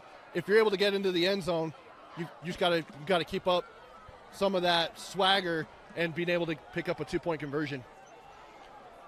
Here's Dahl in the backfield. It'll be a 3rd and 4. Jet sweep. He's going to hand it off. It's Nielsen, and he's picked up in the backfield. Great wrap up that time by Noah Bebb. He's had 2 great tackles now on this possession. What a play by Noah Beam, just coming right up in pursuit and making the tackle. He's one of those playmakers. We haven't called his name much tonight because it's been up in the trenches, but a great play on the outside by Noah Beam. So although Beam set up a 4th down, they're going to go for it. As we've said, there is no room for mistakes here for this Phoenix squad. A field goal doesn't do anything, and then punting doesn't do anything either. So an empty formation. Here's Dahl. It's an all-out blitz. He's going deep, and he overshoots his receiver, who was going to walk into the end zone. Isaac Hoge was wide open, but it's going to be a late hit on the quarterback that'll save Farmington from this drive being over. I'm just wondering what Dahl's eyes looked like when he saw Dalinofu coming right at him and wasn't blocked at all, but a very costly penalty for American Fork, which still gives Farmington some light. It'll set up the Phoenix at the American Fork 16-yard line for a 1st and 10. And we've mentioned it's very scary to go up against Dalinofu. I would not want to be one-on-one in an alley with that kid. It's probably hard for him not to tackle a guy when he sees him wide open in the backfield. But that was definitely the right call. Here's Dahl looking to pass. He's got a man out there, almost intercepted, and great coverage on the outside that time. And it looks to be Derek Manning on the coverage. He's been really impressive so far in the backfield tonight for the Cavemen. I mean, it's hard to cover top wide receivers for other teams, but it's always a challenge. As a competitor, I would always want to guard the guy who's getting a lot of production, but Kawafia hasn't really been involved, and so credit to the defensive backs and the corners to really shut him down and really take him out of the game plan. Looks to be some confusion as the play clock was winding down, but they're going to reset it. Yeah, Coach Beam, I think, is getting after the white hat. Here's Dahl. Quick pass out to Love in the flat. He's got some blockers. Down to the 5, to the 2, to the 1. Is he in? They're going to mark him just short, down at the half-yard line. But a great pass and run that time by Drew Love. I thought his offensive lineman was just going to pick him up and throw him into the end zone, because it really looked like that with Brandon Olson right there trying to push him into the end zone. Just close, very close. At this rate, you might as well do like a tush push or something. Just get the ball in the end zone if you're Farmington. They are only a half-yard away from getting this ball in the end zone and making it a 2-possession game if possible. But it looks like a timeout will be called by the Phoenix, and we will take it with them. Farmington on the door here in the third quarter on the Rewind Sports Network. Out to Farmington High School, where the Phoenix practically have 1 foot into the end zone. Door is open for them to cut this lead down to potentially 16 with a 2-point conversion. In honor of the Eagles' win last night, do a tush push. Here's Dahl under center. He's going to hand it off. Here's Love. trying to find his way through, but it looks like he was stopped short. Great effort that time by the American Fork defense to put their foot down on the door and stop him from entering. The one quality thing about having a very good defensive line is that it makes goal line stands a lot easier, because if you're just trying to just force your way in there, you've got a lot of power on that defensive line for American Fork to keep them out of the end zone. So Dull's actually going to be taken out. It looks to be a wildcat formation with Kava Fia in the backfield. A playmaker we said hasn't been utilized enough in the first half. He has a chance to do something special right here. He gets it, but flags are up, and it looks... Coach Beam wants a timeout. He did not expect that, and neither did his defense. That was a very good timeout for Coach Beam. We'll take it with him. 2 timeouts now back-to-back here in the end zone as Farmington's looking to cut this one. 24-0 American Fork. Welcome back out to Farmington High School, where the Phoenix once again on the doorstep of doing something great here and cutting this lead down to potentially 16. Nate Thatcher alongside Trevor Allen. We just saw back-to-back timeouts. One by Farmington has set up the Wildcat formation with Kava Fia, but then a rebuttal by American Fork because they weren't expecting that. So, Trevor, what do you think the Phoenix will do here to try and get their first score tonight? So, Coach Beam ends up calling a timeout just as they were about to snap it, and then so you kind of saw of what was going to happen with that play. Now you got to go into the huddle, change it up a little bit, still coming out in the Wildcat. So here's Fia once again, but now a motion, a fake handoff to Nielsen. Fia's got it, and he's into the end zone. It's a touchdown, and the Farmington ranks go berserk for the first 6 for the boys in blue. So it was just a fake jet sweep, and it looks like we have maybe a guy down. Yeah, we do, a player down, and then it was just a fake jet sweep, and then he thought he had a lane, had to cut it to the outside, and there was no one there to within 5 yards to tackle him. Great play by Kava Fia, but there is a Farmington player down, and I don't think it looks good. Okay, we'll take a timeout, and actually we'll stay here as looks like he's slowly getting up. You hate to see that, especially on a play with a lot of momentum, a lot of joys. You're finally able to get into the end zone, but then to see a player go down in the process, it's a tough blow for Farmington. He is at least sitting up. And it looks like it's actually Drew Love. Is that Drew Love? Oh, that would be big time for Farmington. That would hurt. I mean, you don't want anyone to get hurt, but Drew Love's one of your top playmakers. And we just saw him able to crack a really big play open that set them up in that short yardage in the red zone. I mean, he was really only able to get a couple yards at a time with the run game, but it was really that catch in the flat where he was able to put some moves on some Cavemen. It's good to see him up and walking, but obviously a little bit under frail. His own power as well, which is huge. So as we mentioned, Farmington has now cut it. It's an 18-point game. They want to make it 16. It's a 3-possession game if you get all 2-point conversions converted. So, which they were thinking exactly what you and I have been talking about. They're coming out and going for 2. So here we go. Here's Dahl and company. This one's going to be huge if they want to stay in this one. To his right, looks to be Grant Preston, or it's Fia. It's Preston, and it's a fake, but here is Fia. He's got a wide open end zone. Can American Fork close it? No, they can't. Kava is putting Farmington back into this one. He's cut it to 16. A double reverse, and Kava Fia. First it looked like Preston was just going to be caught in his tracks, but then Kava Fia bursts to the outside, and only defensive lineman can get him, and defensive lineman cannot outrun Kava Fia. Great play on 2-point conversion, going into the playbook a little bit for Farmington. Phoenix are back in this one, 24-8 our score with 3 minutes left in the third. Farmington, Utah's the Phoenix, able to get 8 points on the board, and an impressive touchdown and 2-point conversion by Kava Fia. A playmaker we mentioned wasn't utilized enough in the first half. Well, he was utilized right there, and he's able to cut the deficit. Putting American Fork on notice, and now an onside kick. And almost recovered by the Phoenix, but it is going to be a penalty as the ball soars out of bounds. But Farmington's really looking to get back in this one. Very aggressive on both sides of the ball and now in special teams. Hamblin flew off that line. All of a sudden, you just see a guy in a dark jersey just zip past the 50-yard line and nearly had it. They were just trying to say, get that to the outside. I'll fly down there and get it, but just the timing was just a second off. That'll set up American Fork in excellent field position, as they will already be at the Farmington 46-yard line. It will be Capono, Manuela, and company back out. And they had a rough go of things the last time around after a big sack in the backfield by Grant Preston. So they haven't really had any offensive momentum here in the second half. Early motion by the tight end. Here's Manuela.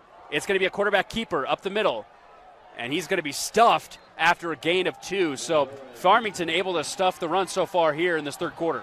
Now for Farmington, the one thing you're going up against is you did have a lot of momentum going your way, but then you can't quite get the onside kick. The really negative part of that is it gives them favorable field position. So now you've got to fight even harder to keep them even out of field goal range, because even a field goal can knock this thing back up. 2nd and 8. Ball at the 44-yard line. Manuela, handoff to Prince. Off who's going to go, and he's stopped near the line of scrimmage. Maybe a gain of 1 or 2, something, once again, we haven't seen a lot of so far tonight. Yeah, just a very good run right there, but then stopping for Farmington right there. I was going to say start of the drive, just keep feeding Prince Afu, but if Farmington's going to start loading up the box, you might want to go play action. So now a 3rd and 6. Here's another critical down for the Phoenix to try and claw their way back into this one in what would be a massive upset of a top 5 team in the state. Empty set. And it's going to be a pressure once again. Preston can't get him. And it's a one-on-one, but it's dropped in the backfield. Great coverage that time by Chase Hamblin, but it will be a drop pass on the far side by Christian Hanshaw, tight end, that's been able to be very active tonight. Capono had him right on the money, just couldn't haul it in, but really good coverage there as well by Hamblin, because even if the catch was hauled in, he would have stopped him right then and there.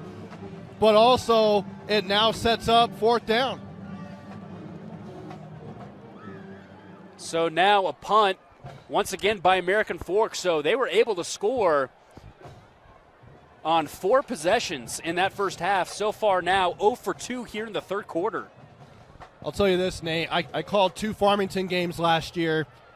One was against Orem and one was against Fremont, and they came out and laid an egg in the first half in both of those games, as that was a really good punt right there, pinning them back.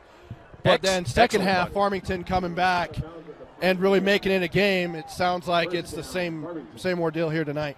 So Jet Prestwich has put Farmington way back in their own territory. It's going to be a 94-yard field ahead of them to try and get another score on the board. So, Trevor, walk me through that last possession. What do you think helped Farmington finally put 8 points to come back into this one? I think it was just guys that are just playing assignment football, going into your spots, making tackles. There wasn't a lot of missed tackles there.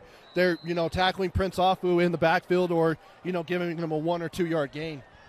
So Grant Preston now in the backfield. As we did mention, Drew Love went down when they scored on the last go-around. Preston's going to have it, and he's wrapped up in the backfield. There's the American Fork defensive line we haven't seen for a quarter. And it looks like I think Drew Love's going to go back out there here in just a minute. He was just getting water. He's walking just fine. And I think he's searching for his coach saying, hey, I'm good to go. Put me in. So a 2nd and 12, ball on their own 4. The Phoenix are going to have to come up with something big here, as it's going to be Preston in the backfield. One receiver out to both sides, near sideline. And a clap. They're going to check things up. 3 down linemen as well for American Fork. Dahl's going to check protection. Under a minute now to go here in the third. It's going to be another handoff. And there's the American Fork defense swarming them. And now the Phoenix are trapped back at their own 1. Yeah, not a play you really want to run on 3rd down. And is it 3rd down now? It will be 3rd down and 14. Still, even on 2nd down, you don't want to do that because you almost got, if it wasn't for forward progress, could potentially be knocking on the door of a safety. Jackson Theobald and the company read that play from the beginning. Let's see if they want to snap this before the third quarter ends. Doesn't look like they will. So American Fork still leads it, but Farmington still in it as well, as they currently trail 24-8 as we head into the fourth quarter here on the Rewind Sports Network on KSLSports.com. We are back, ready for fourth quarter action here on the Rewind Sports Network. Nate Thatcher alongside Trevor Allen. And Farmington with a desperate attempt at a 3rd and 14 from their own 2-yard line to try and come back from a 24-point deficit at halftime. They've held the Cavemen scoreless in the third. A huge start for their defense, but the offense has to capitalize on the defense success. And it doesn't help that you're pinned back at your own 2-yard line on third down. Here we go. It's going to be a Fia on a Wildcat. He's got blockers out to the left side. He's tackled. Gain of 8 out to the 11-yard line.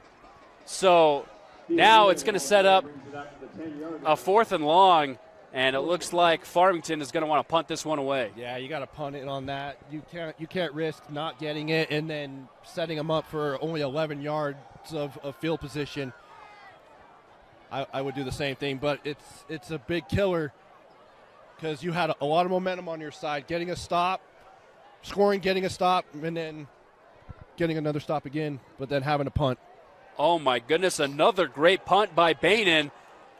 Bounce will come back to the 42, and that is where American Fork will start. So we did see Capono Manuela with 2 scoreless possessions, so it looks like Nate Childs, they do the 2-2, they go back and forth. He's now going to come out. He'll have a chance to put American Fork back on the board, try and increase this lead and set the game away.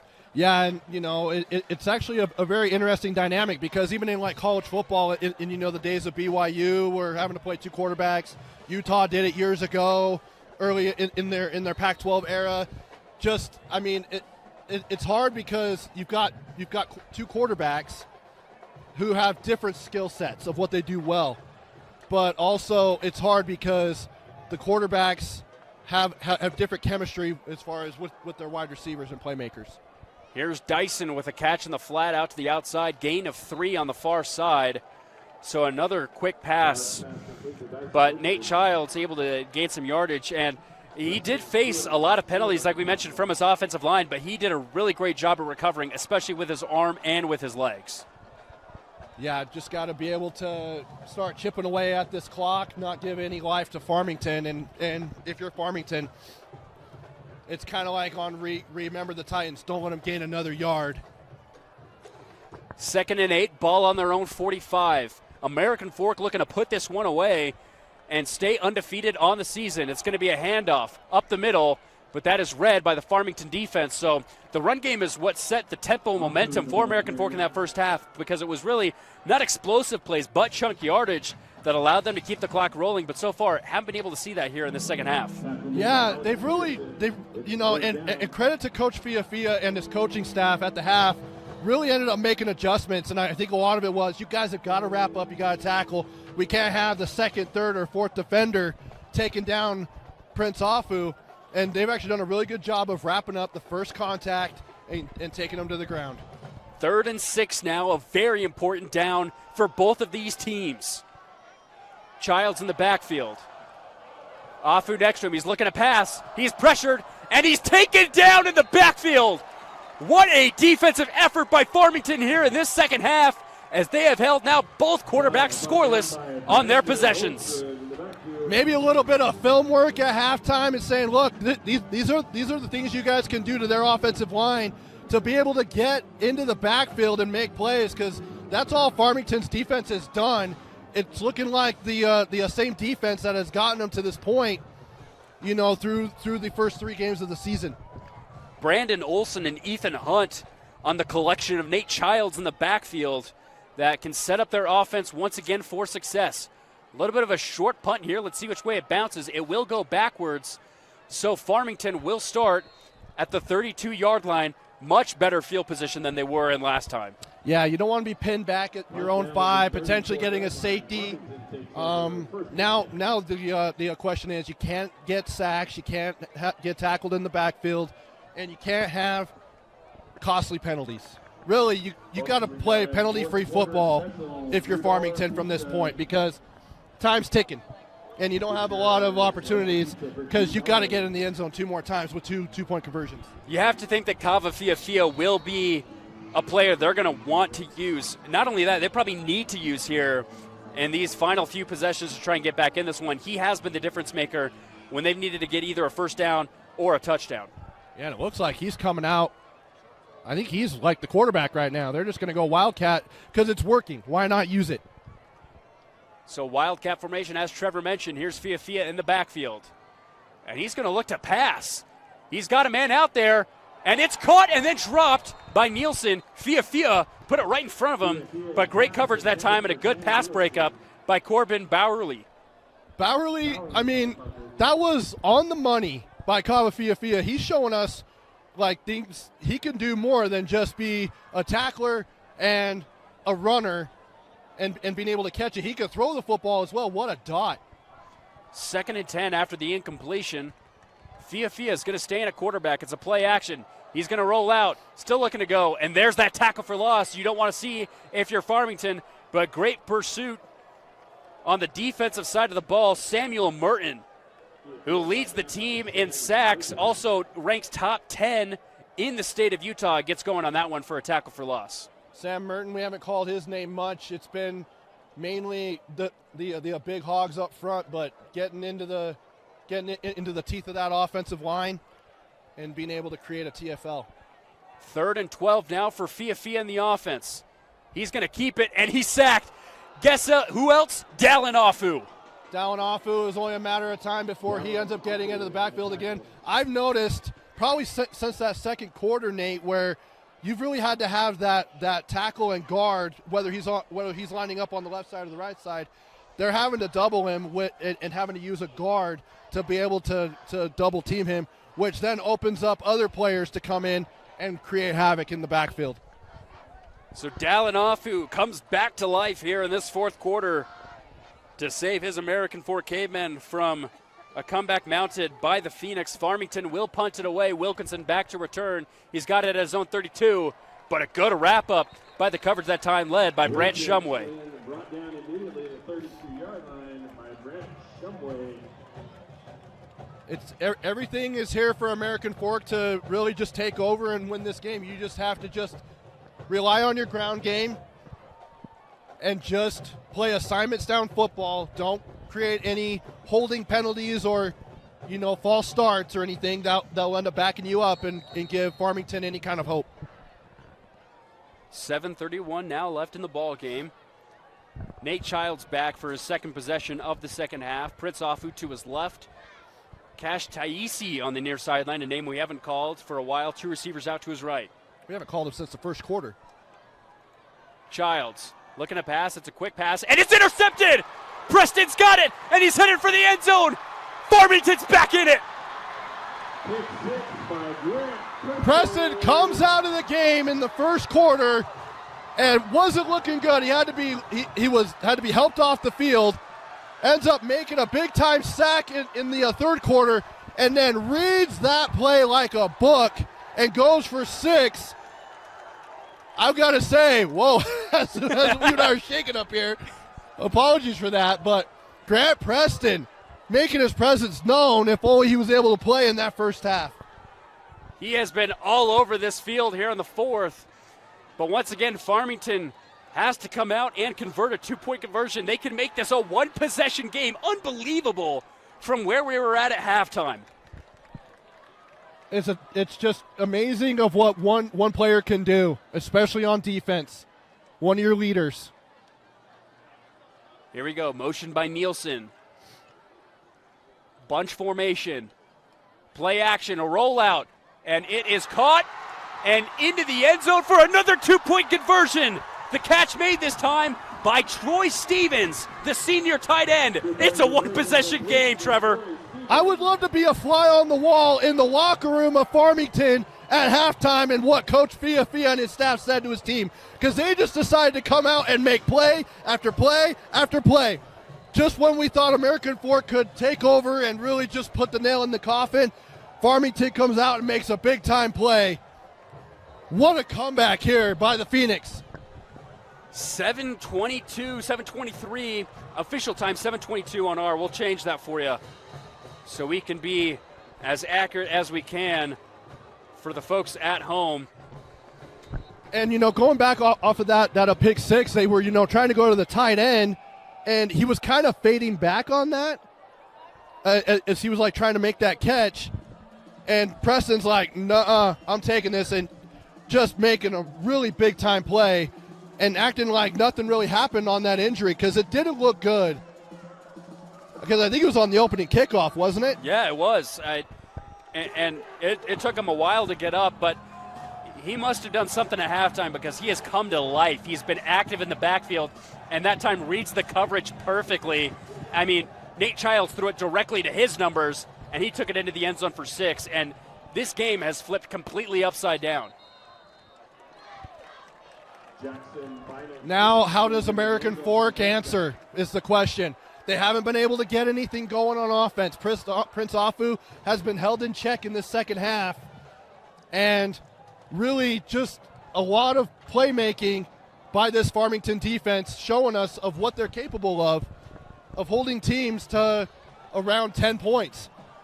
We talk a lot about how great American Fork is as a top 5 team in the state, but this is now their 4th interception in 4 games, and that turnover may have just changed the entire game for this team.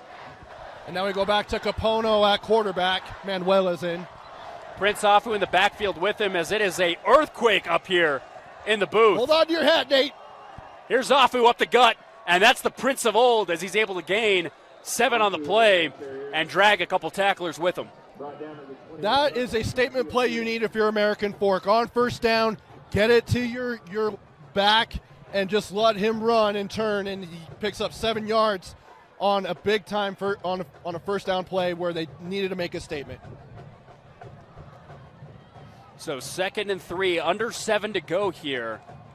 So you have a little bit of leniency here if you're the defense, but they have been absolutely stout here in the second half. American Fork will really just want to drain this clock. Afu once again, and he is met immediately in the backfield. Great tackle for loss. Oh, and they're going to say it's a turnover. It is a turnover. He ripped it right out of his hands.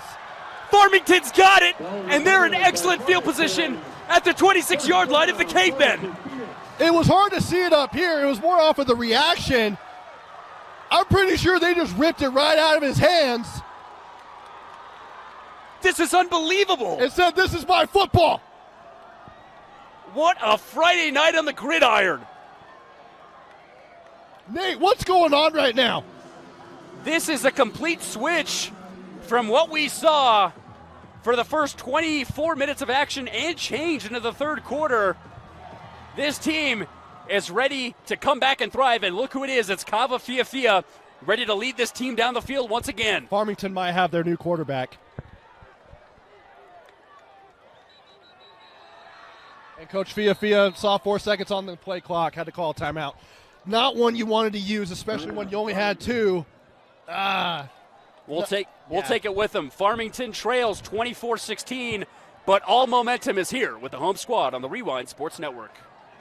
Welcome back out to Farmington High School, where the Phoenix are on the momentum run of a lifetime, thanks to Kava Fiafia and company, especially Grant Preston on the defensive side of the ball. But it looks like they're going to change things back to the way they were before, with Alton Dahl back in at QB, as they have excellent field possession at the Cavemen 27. I think really what it is, Nate, is that as soon as the sun went down and the lights went on, that is when the plays started being made for Farmington. Here's Dahl looking to pass. Got a man out there. It's Nielsen in the flat. Moving to the outside. Sheds a tackler. And he's able to get down to about the 20-yard line for a gain of 7.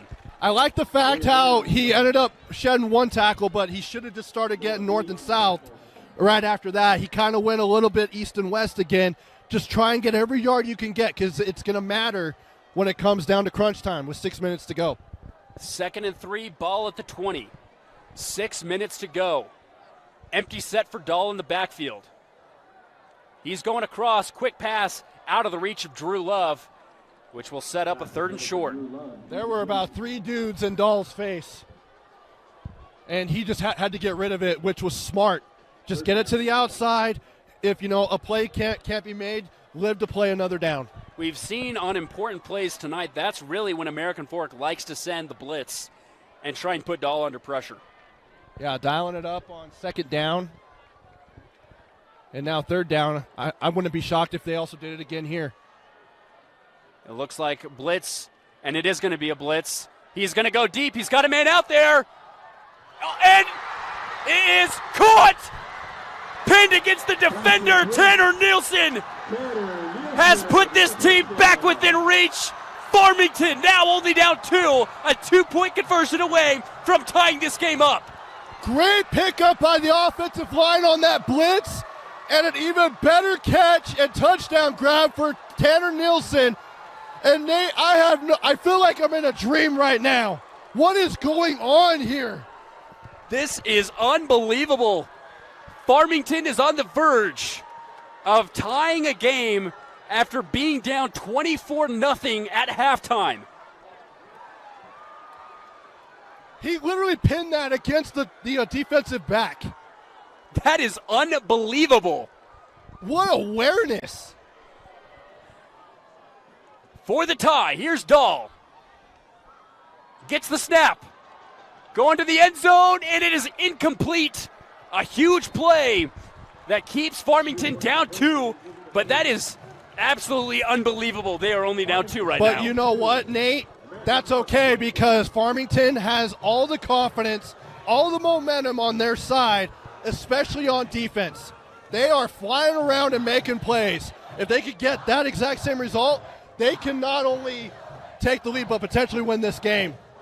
This would be, as we mentioned, both in pregame and throughout the first half, the biggest win of Coach Fiafia's first-year career as a head coach, especially if you're beating a top-5 team in the state and a team like American Fork. That would just be an absolute statement win and really give them a lot of confidence going into Lone Peak next week, playing against a Knights team who's playing Bishop Gorman right now and competing with Bishop Gorman.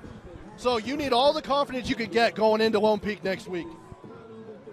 They could have it, as I have never seen a momentum shift of this size in high school football in my life in person. Nate, I think it's safe to say, win or loss, that is a helmet sticker for Tanner Nielsen.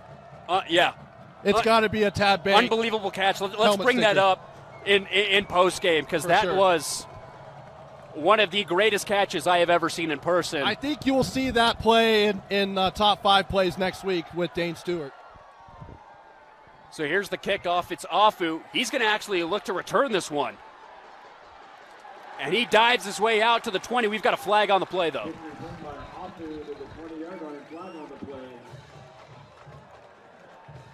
But how about Tanner Nielsen? I just want to go back to that. Not only has he made a great touchdown catch to keep, Farmington within reach of potentially getting an upset here, but he has been making plays all night, especially when Kava Fiafia wasn't really in the picture, or when he was even in the Wildcat. He was getting involved and just making plays wherever he needed to be. So a holding call went against American Fork on the return, which sets them up back at their own 7. There's still plenty of time here for Farmington, and they're getting a little too excited on the sideline. Coaches are having to tell them, we don't want a sideline warning, we don't want a flag, get back. It feels like we are on top of an earthquake right now. It really does. And it could get a whole lot louder if this Farmington defense can come up with a stop. We have fragile equipment up here, guys. Manuela with a handoff. Gain of 3 out to the 10-yard line. It'll set up a 2nd and 7. If someone's hugging our camera, it's just because Quentin's trying to protect the goods. Quentin might have to be hugging the camera if they score another touchdown. Or even a field goal. Bainan was able to win the game last week up in Idaho. So American Fork looking to just drain as much clock as they can. Only one timeout for Farmington. Capono in the backfield.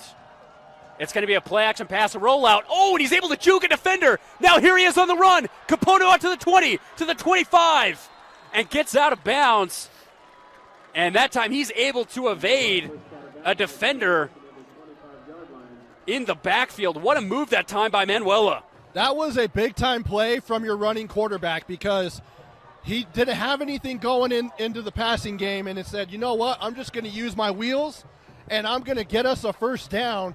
What a play, just being shifty with his body. Easton Hunt was in the backfield, not able to capitalize. It's now 1st and 10 at the 25. Capona with a great move. And the first sign of momentum for the Cavemen here in this fourth quarter. Quick pass. It's a screen play out to the outside. Great catch and some open room. Oh, but the ball is out. Fiafia's got it to the 40, to the 35, and out of bounds. Are you kidding me? What a punch out. Great awareness and just punching it from behind the tight end. And then Kava Fiafia barely lets it bounce one time, and then he picks it up. And now Farmington has a chance to win this game. I have no words for what we are witnessing right now, Trevor, in this fourth quarter. This is insane. Hold on to the goods, Quentin. They're gonna measure this in Salt Lake City as an earthquake in Farmington. This booth is rattling.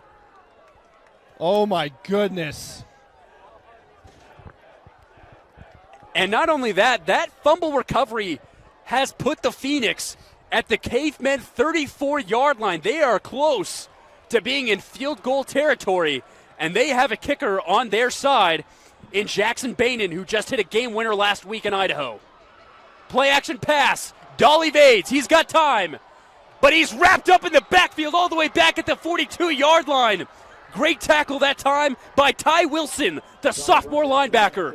Dallin Afu is hitting himself right now because he had a chance to get him right there, but Ty Wilson comes in and just cleans up as well.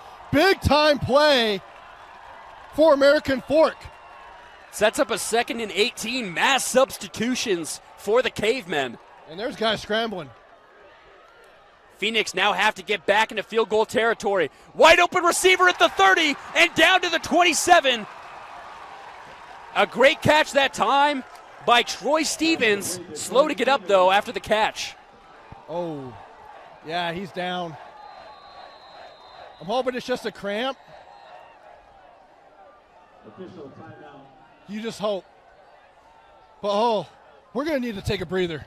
We'll take one with both of these teams. 24-22 our score with 3:49 to go. Farmington looking to take their first lead of the game and mount a surprising comeback. Stevens able to walk up under his own power, able to pound his chest a couple of times as Farmington's able to recover from a 2nd and 18. Now makes it a 3rd and 6 with the ball at the 30-yard line. Huge play right here for the Phoenix. Still in field goal range, but you want to be able to get it closer. It's going to be a wildcat. Fiafia's got it. Now he's going to throw. He's got a man out there. It's Nielsen. Oh, and it's over his head. He was wide open in the end zone. So now that's going to set up a field goal.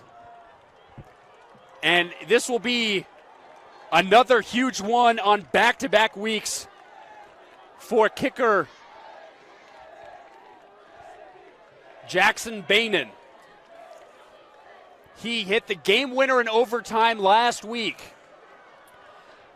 He went 1 for 2 on field goals last week, but obviously the one being the game winner. A 47-yarder is blocked. American Fork recovers. And a huge swing for the Cavemen just when they needed it. When you thought your back was against the wall and you just needed one play to be made, it was made. What a block, what pursuit, what push by that defensive line on special teams. And American Fork still has life and the lead. So a missed opportunity for the Phoenix. They had Tanner Nielsen open in the end zone to take the lead, but Fiafia overthrows him. So now 3:31 to go, and the Phoenix with only one timeout to try and stop them from draining this clock away. That is the very key part there, Nate. Only one timeout for Coach Fiafia to use. So running the football and getting yards on those carries is going to be big here for American Fork. Here's Childs with a handoff. Prince Afu somehow able to gain yardage off of that, and it looks like he gained 4. Afu takes it out of the 39-yard line, brought down by Cass Taylor. So if you're Coach Fiafia, when are you using this timeout? Oh, probably after if you're able to get a stop on third down, I'd probably use it then. Because you don't want American Fork to be draining that play clock down, especially if it's under 2 minutes. So Nate Childs back in the game. Even though he threw that pick 6 earlier, they're still going with their 2 possessions apiece that they've been going with all season. Here's another handoff.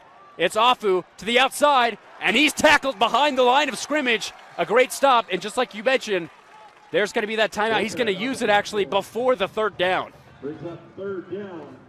Which is big because, well, actually, is that Coach Bean calling that time? Oh, no, Farmington called it.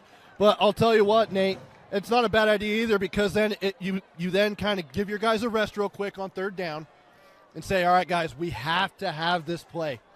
We have to get this stop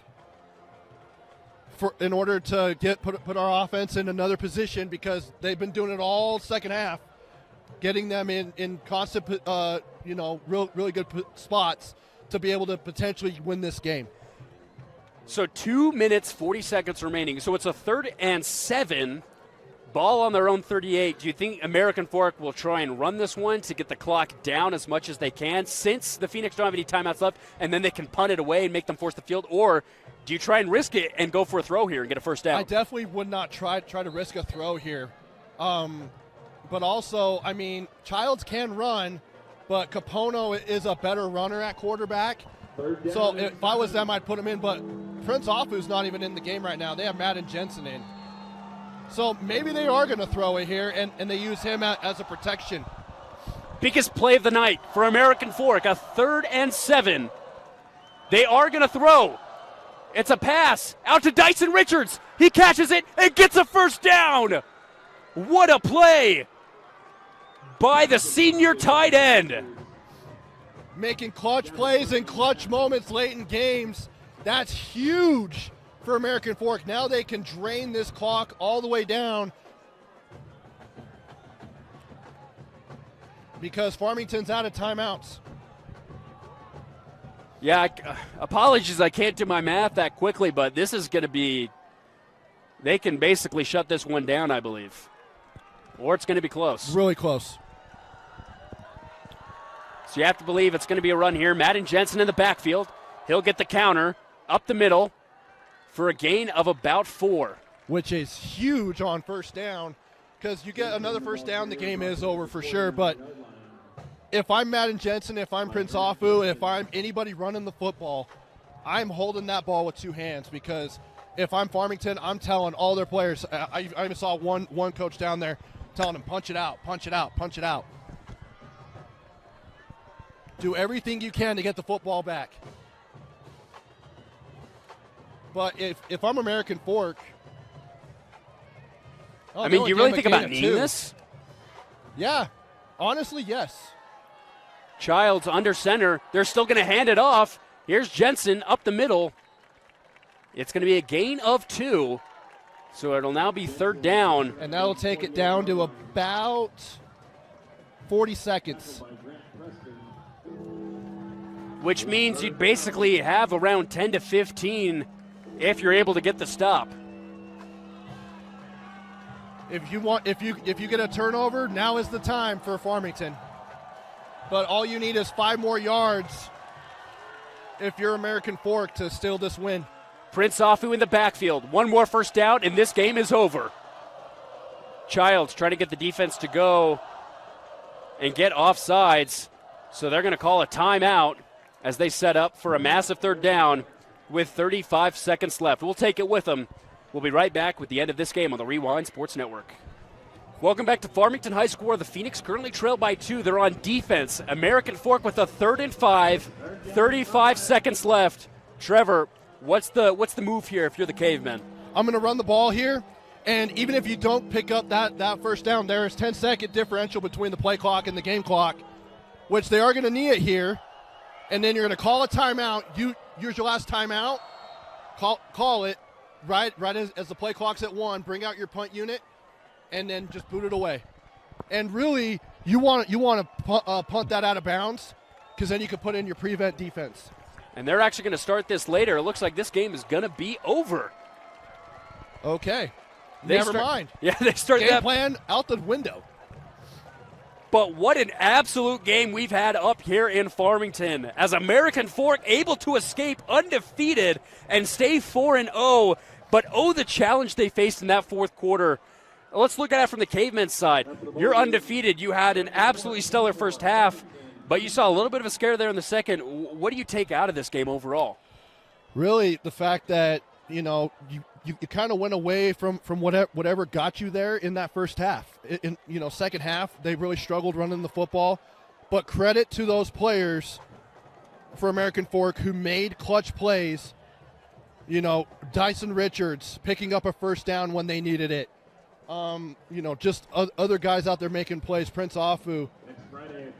Just being able to make that one play to be able to seal the win. But you've got to credit Farmington.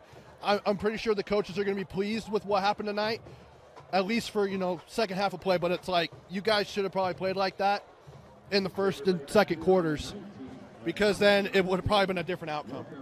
Coming up next for American Fork, it will be Layton on the road, the last of their 3-game road trip. And then we'll go back to Farmington. I mean, you faced an unbelievable deficit, 24-0 at the end of the first half. But especially at the end of that third, going into the fourth, an insane comeback. They gave themselves a lot of chances there to come out of here with a win. Yeah, really, every single opportunity was there for Farmington to take it. Obviously, 2 plays to look at is with Kavafia on that Wildcat, rolls out and then overthrows Tanner Nilsson by about a few feet. As far as to be, because he was wide open. He'd already beat the cornerback, overthrew him. He's probably going to want that back. And then obviously a blocked field goal attempt, which would have given you a 1-point lead. We mentioned throughout the broadcast their next game is going to be on the road at Lone Peak. The Knights facing Bishop Gorman on the road tonight. So you have to think that because of their extra focus in Vegas, that could set up an opportunity for the Phoenix to maybe escape with a win next week against another Region 3 opponent. I mean, what do you think about the Farmington's chances, especially next week on the road? I mean, you end up playing like this second half performance for Farmington. If you can carry that to full 4 quarters down south, chances are good. But also, you're going up against a beast in Lone Peak. They are full of playmakers on both sides of the ball. But American Fork has a lot of weapons on offense as well, and Farmington's defense showed in the second half they can compete. To wrap up post-game, let's hand out our Tab Bank helmet stickers. We mentioned one there in the fourth quarter, Tanner Nilsson with an absolute stellar grab for the Phoenix, pinning the ball to the defender's back in the back of the end zone. One of the most impressive plays we've seen calling high school football. Yeah, I believe should be one of the absolute top plays coming out next week on KSLSports.com as some of the top plays that Rewind puts out. And really, I think that deserves a helmet sticker. And to put it on the other side for American Fork, who do you believe would deserve that Tab Bank helmet sticker for the Cavemen? I'm going between 2 guys. Prince Afu is the obvious, but Dyson Richards, I think, came up and made some big plays, some big blocks when he needed to at tight end, but also picking up a first down when he needed to, in order to seal that win. I would say I would give Tanner Nilsson a helmet sticker for Farmington, and I'd give one to Dyson Richards for American Fork. So that will do it for us tonight. American Fork 24, Farmington 22. And just a reminder that this week was very big for all of us here in Utah high school sports, as we lost a great one in Dusty Lister. At the beginning of this broadcast, we mentioned that this would be in honor of him, and we had a moment of silence here. And there's no doubt that throughout this entire Utah community, we're thinking of Dusty's family and the impact that he had on not only the sport, but really on us as people, especially in this profession. Final thoughts on Dusty. Yeah, no, fought a great fight with cancer. I mean, to be diagnosed after having a stroke, after just calling state championship basketball games, and then to find out it's cancer and that the diagnosis wasn't good, where they were giving him 3 months and he had 18. And, you know, he still went down fighting. But for what he did for, you know, the state of Utah, taking time away from his family, for, you know, shining a spotlight not on him. He shined it on the athletes out there. He shined it on the coaches. He shined it on the programs in every sport: baseball, basketball, swimming. He called anything that really was at a stadium or in a gym. As far as at the high school level, he was there. And he made it about the kids because he wanted to shine a light that a light was not being shined on in this state. And he brought it to where it is now, which is a big-time following. The audience we get each week on the Rewind Sports Network and on KSLSports.com is unmatched. And it all started with Dusty. For Quentin, for Trevor, and for Dusty, I'm Nate Thatcher. Thank you, everyone, for tuning into this week's edition of the Rewind Sports Network on KSLSports.com.